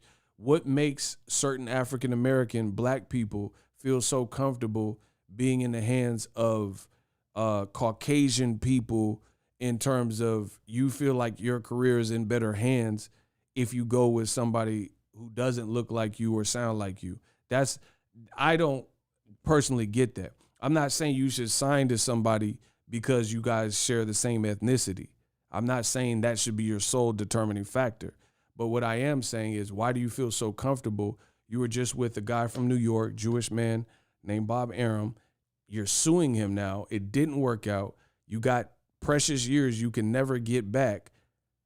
And then now you're probably going to another Caucasian man who can't legally, he's on the narco-terrorist list. If you do sign to Kinahan, he legally cannot come to the United States of America, right? That's not my opinion. Call the FBI. He is on the narco-terrorist list.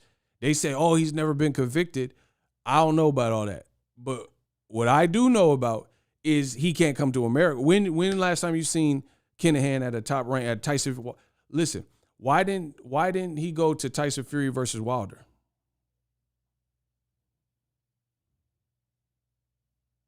Why didn't he go to that fight? Because he cannot.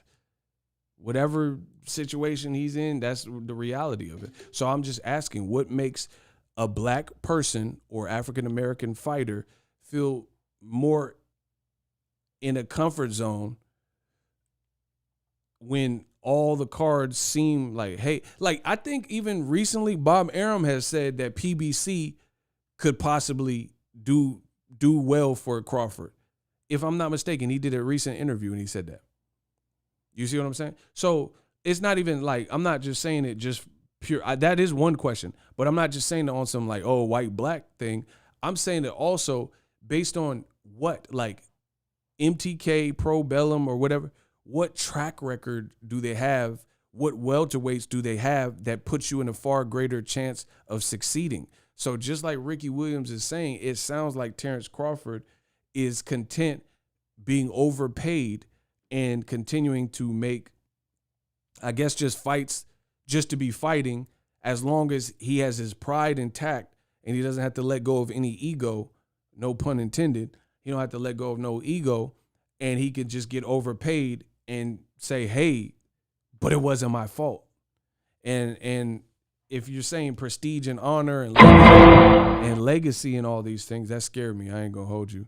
I accidentally hit the button. That scared me. That Law and Order. Bro, ain't nobody trying to be mid-sentence and hear that gavel.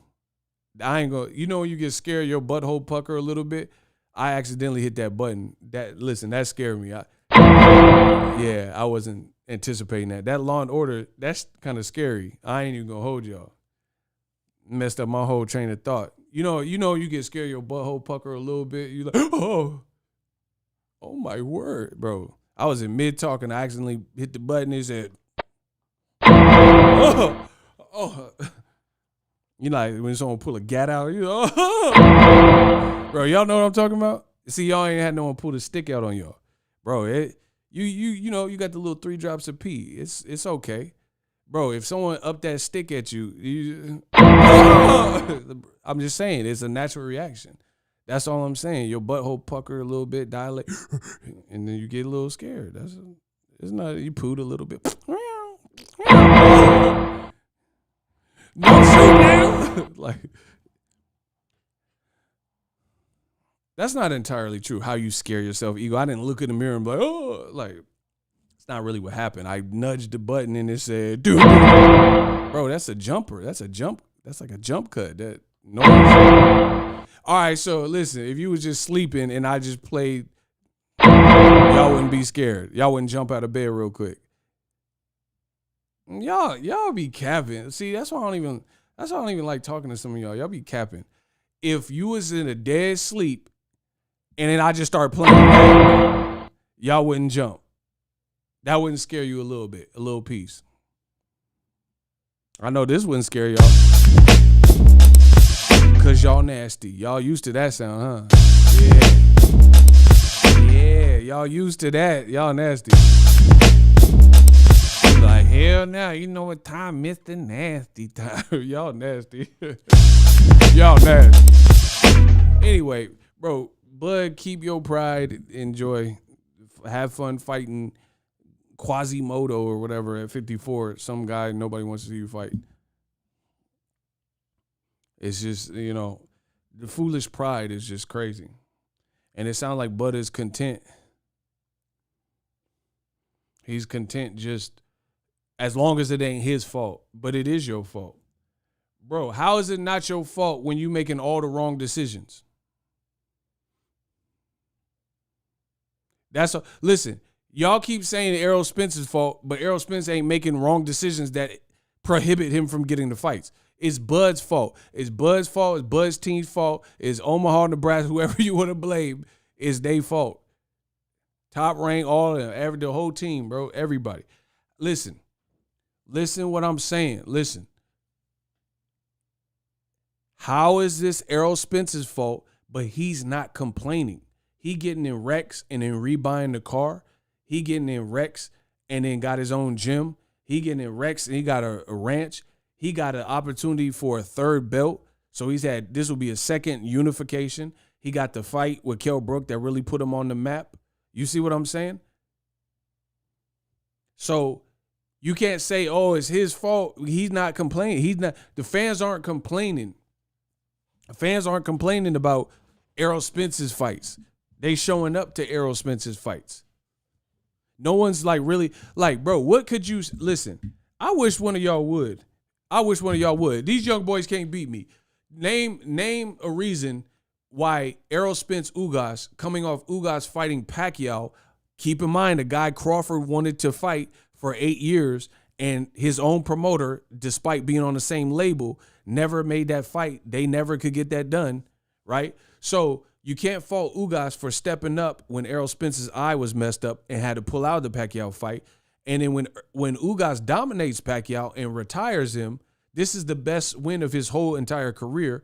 And he also fought Sean Porter before Errol Spence and before the Crawford fight. So Ugas got a better resume than Terence Crawford. Bro, please let me know how Ugas does not have a better resume. See, Bud's team keeps saying, they keep pitching it, oh, he was in multiple weight classes. That's what's up. Marvin Hagler, he's a legend. How many weight classes was he in? That's the question for y'all. How many weight classes was Marvin Hagler in? See, y'all don't know boxing, man. This is deplorable. Bro, how many weight classes was the great, marvelous, rest in peace, Marvin Hagler in?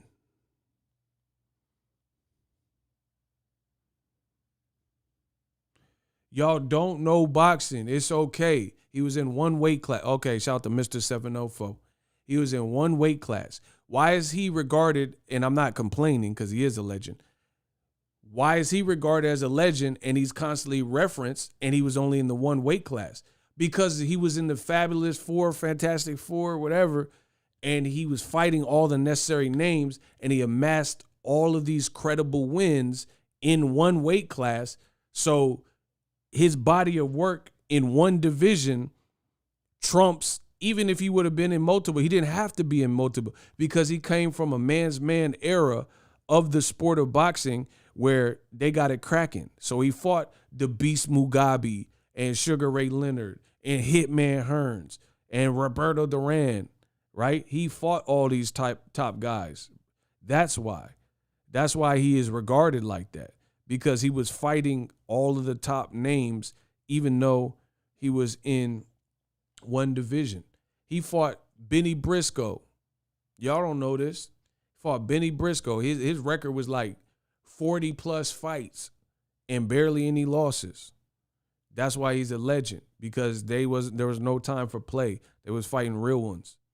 So this whole argument that Bud moved up multiple weight classes, yeah, but he was also at 35 when 35 was dried in the mud. You know what I'm saying? That's the reality. Listen, I listen to what people said. If the whole catalyst for Bud Crawford doing more than Errol is because he's been through multiple weight classes, who's his best win at 35? Gamboa, probably, right? It's not like he was fighting kill after kill after kill at 35. That was because that was his come up season. You see what I'm saying? So it's like you got to interpret what people are saying. And he was also at 140 at a point where it was drier, like him and Broner. When Broner, imagine if Broner and Crawford fought each other when they was both at 35. That would have been an amazing fight back in the day. But different times. They were at the division at different times. So both of them were in a point at 35 where it was dry. 35 was pretty dry. You beat one name or so, and there's not really too many other people. That's why Broner moved up, fought Paulie and Maidana and all that. Same thing with 140. Josh Taylor came up at a place where there was more credible, just better 140 pounders. That's just the reality. So you can't just keep throwing that up like, oh, he was in multiple weight classes. Yeah, he was in multiple weight classes, but he was also it's not his fault, but his time that he came up, there were guys like, he fought Ricky Burns and Ray Beltran. Broner was trying to fight Ricky Burns. Ricky Burns ducked Broner at the time. You see what I'm saying? So these aren't like, Ricky Burns ain't no, Ricky Hatton had a better career than Ricky Burns, if we're being honest. You know what I'm saying? So it's like, you can't just, because one person traveled more and undisputed, yeah, that's cool. Like, put it this way. Here's an honest question. If Errol Spence could make 140 earlier in his career, name one person that could have beat Errol Spence and stopped him from being undisputed that Terence Crawford beat at 140.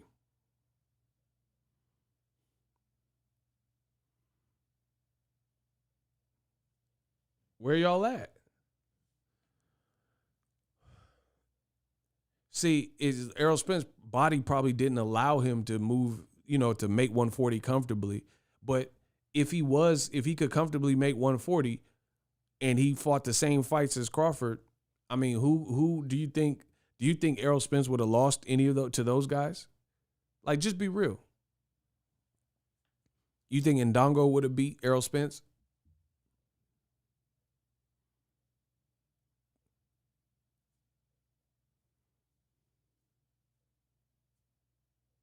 Do you see what I'm saying? So it is what it is. It just sounds like Bud is content with not having gotten the fights, and he's just like, hey, but it wasn't my fault,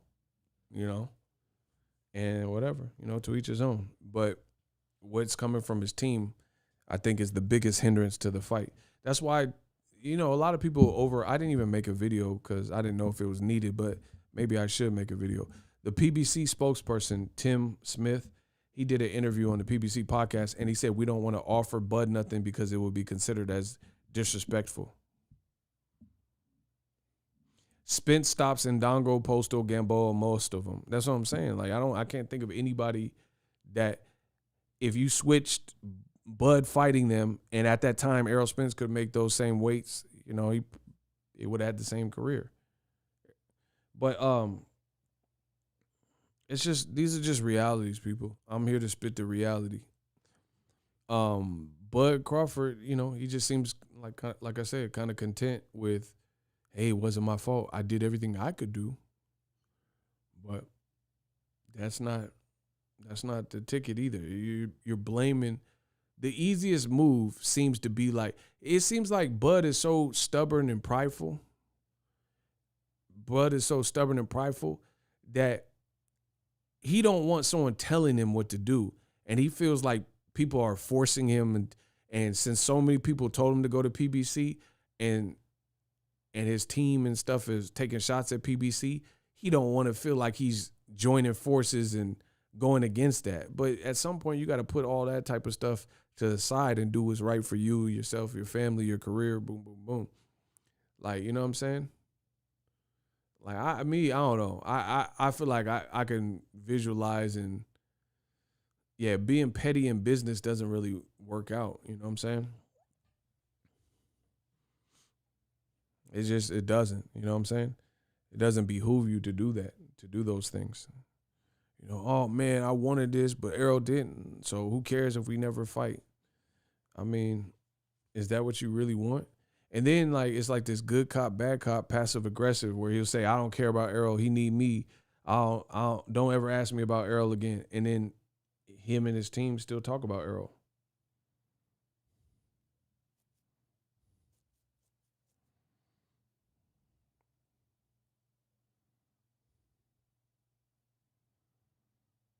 So,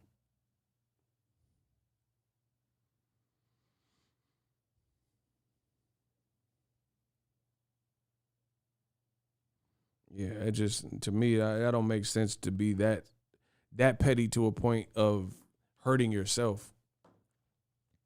Like, you never want to go. You remember on Tropic Thunder, where he's like, never go full retard. You know what I'm saying? Like, you never want to get so petty and so overzealous and egomaniaced out and, petty and prideful that you just make bad decisions. And the funny thing is, I'm going to really I have to look into it. I need to see how fighters can pay me to help, find some image consultant or some role, and we can label it, and you can give me some of your money, and I can try my dangest, my damnedest to help steer you in a positive direction in your career. Because how is it that me, a little YouTuber, was able to look at Crawford's situation years ago and forecast everything that's happening right now and say, hey, he's going to run out of top-ranked guys, cans for him to fight, guys that really don't build it and booster his resume, and he's going to run into that. And then I said, even looking up, guys at 54 are predominantly owned by Al Heyman or integrated in the PBC system. So it's like he doesn't really, unless you're going to move back down in weight, and nobody's going to advise you in the world of boxing to get older in age and stay at a weight class and move down all of a sudden. The only time you see guys usually do that is if they start getting slept or losing in the higher weights, and then what they'll consider doing is moving down. Like, Curtis Stevens, he took some losses, so he's like, I'm going to move to 54, stuff like that. And that's kind of where it's at with it, At the end of the day, you're trapped. Your team could say whatever, but you're pretty well trapped because Errol Spence, this doesn't make sense to me, man. Errol Spence has options. He always has and will have more options than you. He's integrated in the system that has been building their fighters and using their brands and outlets and networks and stuff to produce hits. He has more options than you. If Mario Barrios upsets Keith Thurman, the winner of that could fight the winner of Errol Spence versus Ugas. So if Crawford doesn't come to the table and, as his team says, beg and grovel, whatever that's supposed to mean, if he doesn't do that and he's just like, nah, I'm not doing it, I'm not fighting, and Errol's running the show, okay, we'll fight Keith Thurman. We'll fight Mario Barrios. If the Ugas fight warrants, maybe we'll do a Ugas 2. There's more options. And Jaron Ennis, there's way more. Move to 54. All the dope. Erickson Lubin at Errol Spence is a dope fight. Fundora, Errol Spence. You know what I'm saying? The possibilities are endless. And time is of the essence. Bud is 34, probably be 35 this year. You're pushing 40. You're getting closer to 40 than you're not. You don't have like all the time in the world to get it right. So he's like, you got to make your next move your best move. And the demeanor I'm hearing doesn't sound like we're going to get there, unfortunately. Asking for a number. This is a 50-50. This is a 50-50 fight. First, nobody over there has even called Bud to talk about the fight. Nobody has even called him to sit down. Let's all sit down. Let's get us 4 people or these group of people and sit down and talk about the fight. Ain't nobody never called and talked to the man about the fight. All they trying to do is dismiss the fight. Why does Bernie, Team Crawford, feel that it's PBC's obligation to call Bud the free agent? Why don't you make moves and, call them and say, hey, I'm looking to possibly join. I got to see what y'all talking about. You can establish contact. Like, for example, anybody a homeowner? Any homeowners in the crowd right now? Anybody own a home? Does anybody own or rent a home in the crowd right now? I try to make this interactive. And I try to give you guys analogies that you can understand. All right, Ricky Williams, Sura, and Kenya, dope. If you just got out of a lease for an apartment and you're tired of renting apartments and you want more space and you want a house, do you get online or ask around or post on Facebook or whatever and find a realty and a realtor because you're in the market, or is it the other way around? Shout out to Rashid Mohammed. Do you search for a realty or a realtor, or do they just start looking through the yellow pages and calling you when you are looking for a home? See, look at Ricky Williams. Thank you. Shout out to my boy Ricky. Can count on my people. He said, I went looking for a home. Exactly. You want to buy a home? You are in the market for a home? You see a for sale sign? You call that number on that for sale sign, right? You get into classifieds, or, they have the little realty magazines and you ask around. You are trying to buy a home. You know that the neighborhood you want to be in, the school system. So, you can have a starting point. You want high ceilings. You got to have a backyard, blah, blah, blah. Terence Crawford team talking about why the PBC, they ain't never called and set up no meeting. Bro, they don't need you. What? This is like a number. Asking for a number. This is a 50-50. This is a 50-50 fight. First, nobody over there has even called Bud to talk about the fight. Nobody has even called him to sit down. Let's all sit down. Let's get us 4 people or these group of people and sit down and talk about the fight. Ain't nobody never called and talked to the man about the fight. All they trying to do is dismiss the fight. And so, like I said, at the end of the day, Bud, all he could do is, they talking about. And then let me say, I think they flipped them pay-per-view numbers over there. And see, then like, bro, this team is just I'm telling you, this team, it can't work what you're doing. I that's the nicest way to put it. You have somebody who's representing your brand, Team Crawford, and he's saying FUCK them, FUCK PBC, FUCK Errol Spence, saying that PBC and Errol Spence lied and falsified, pencil whipped the numbers, and then you're also saying, but why they didn't call me? I mean, what are we doing here, bro? What on earth are we doing here where so they have to endure verbal abuse and call you and facilitate a deal or like call, bro, what part of the game is this, bro? Listen, I'm telling you straight up as a man, if anybody wants to do business with me, if you are in a public fashion bad-mouthing me, calling me out my name, all that stuff, your chances of doing business with me decrease exponentially. You're saying F them, uck them, F Errol, they lying about the numbers, but why they didn't call us?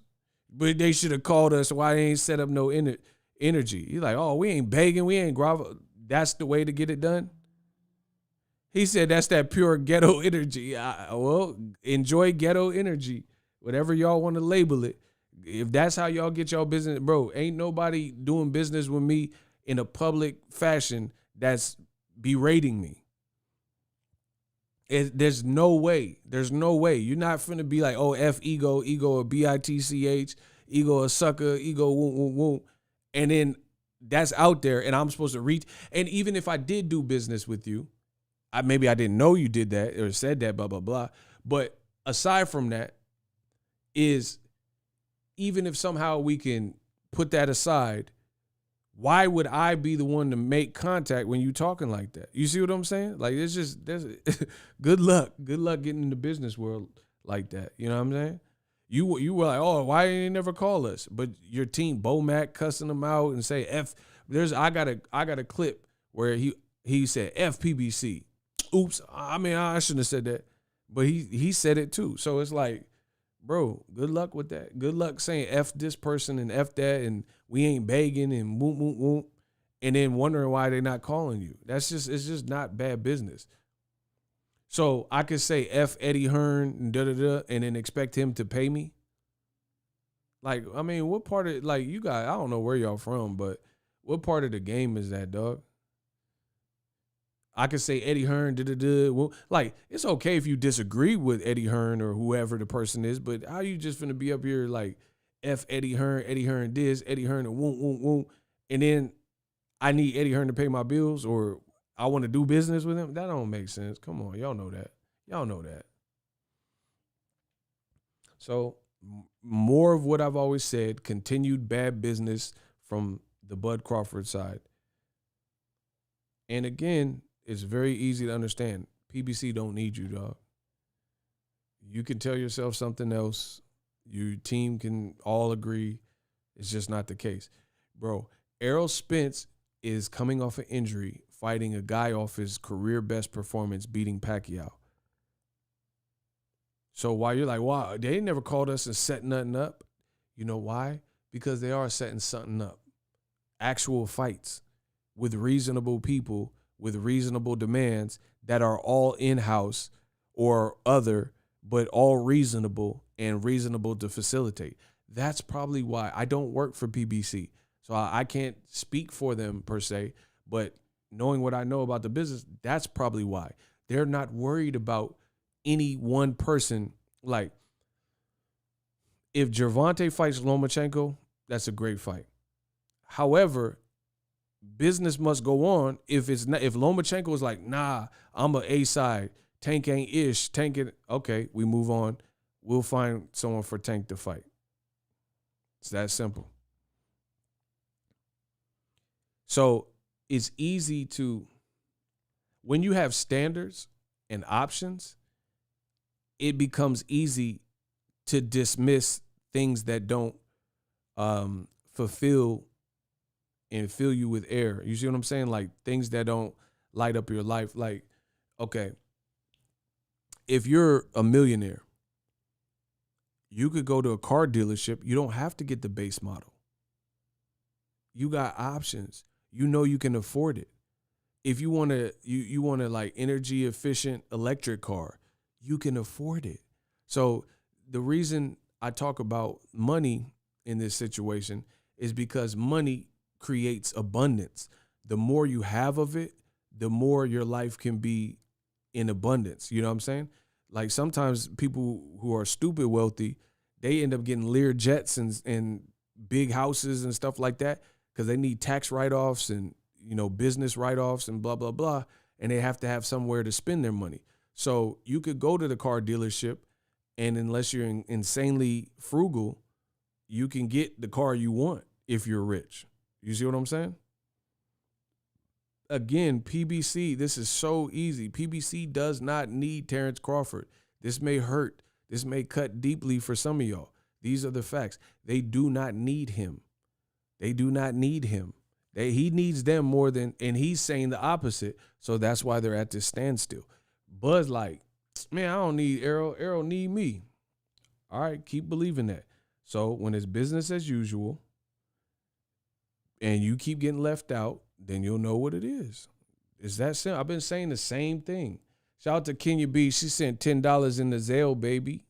She sent a $10 Zelle, y'all. Had to send something. You cooking tonight.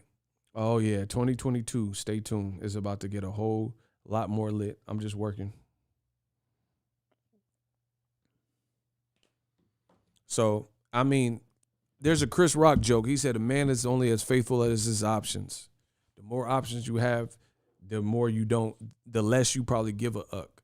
Terence Crawford, he's trying to act, him and his team trying to act like he has this ultimate poise and everything figured out and has this abundance of options, but he really doesn't.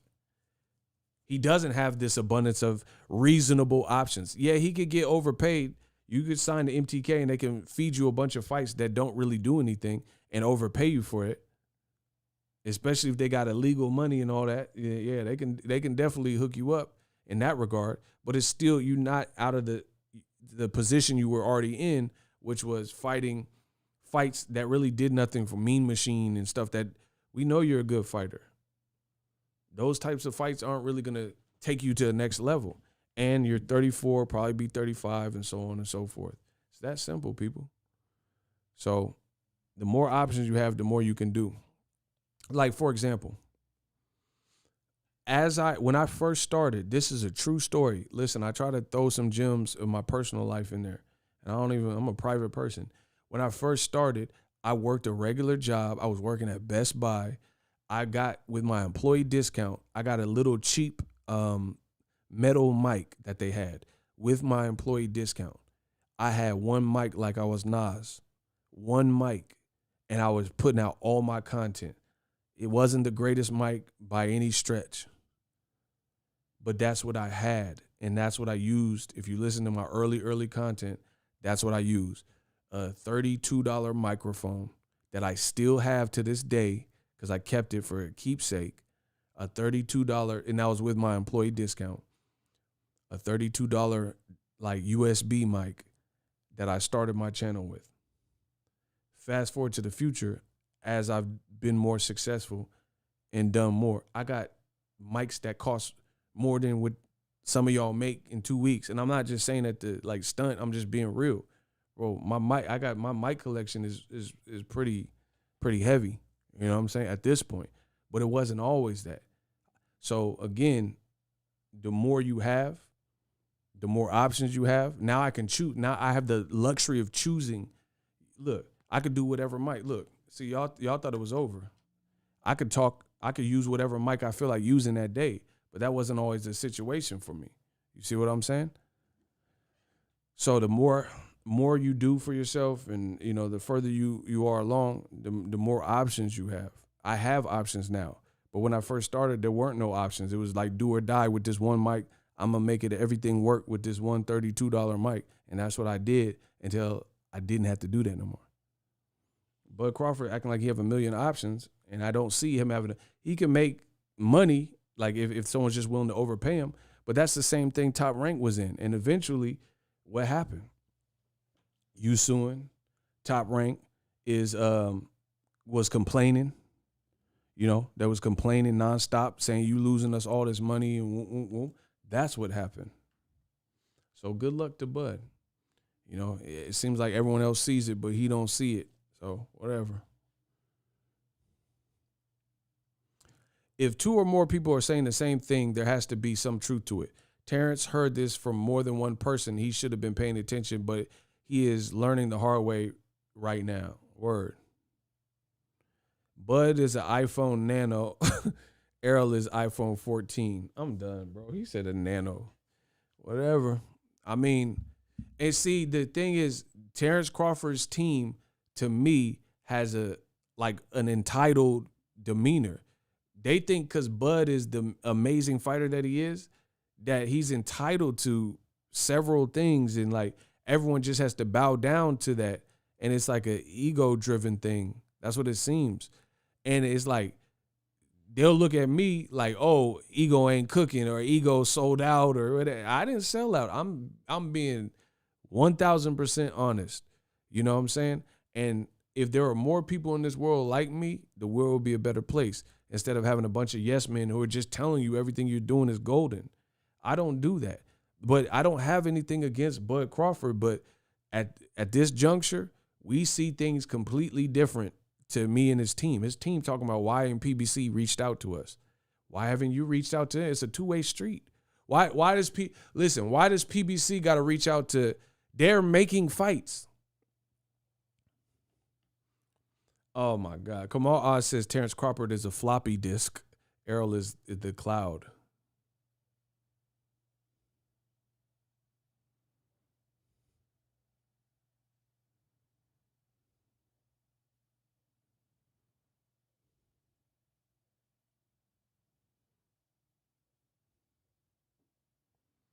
Bro. How is it that PBC, it's a one-way street, they have to reach out to Bud, otherwise there's no traction made? That's ego. That's ego talking. Not me.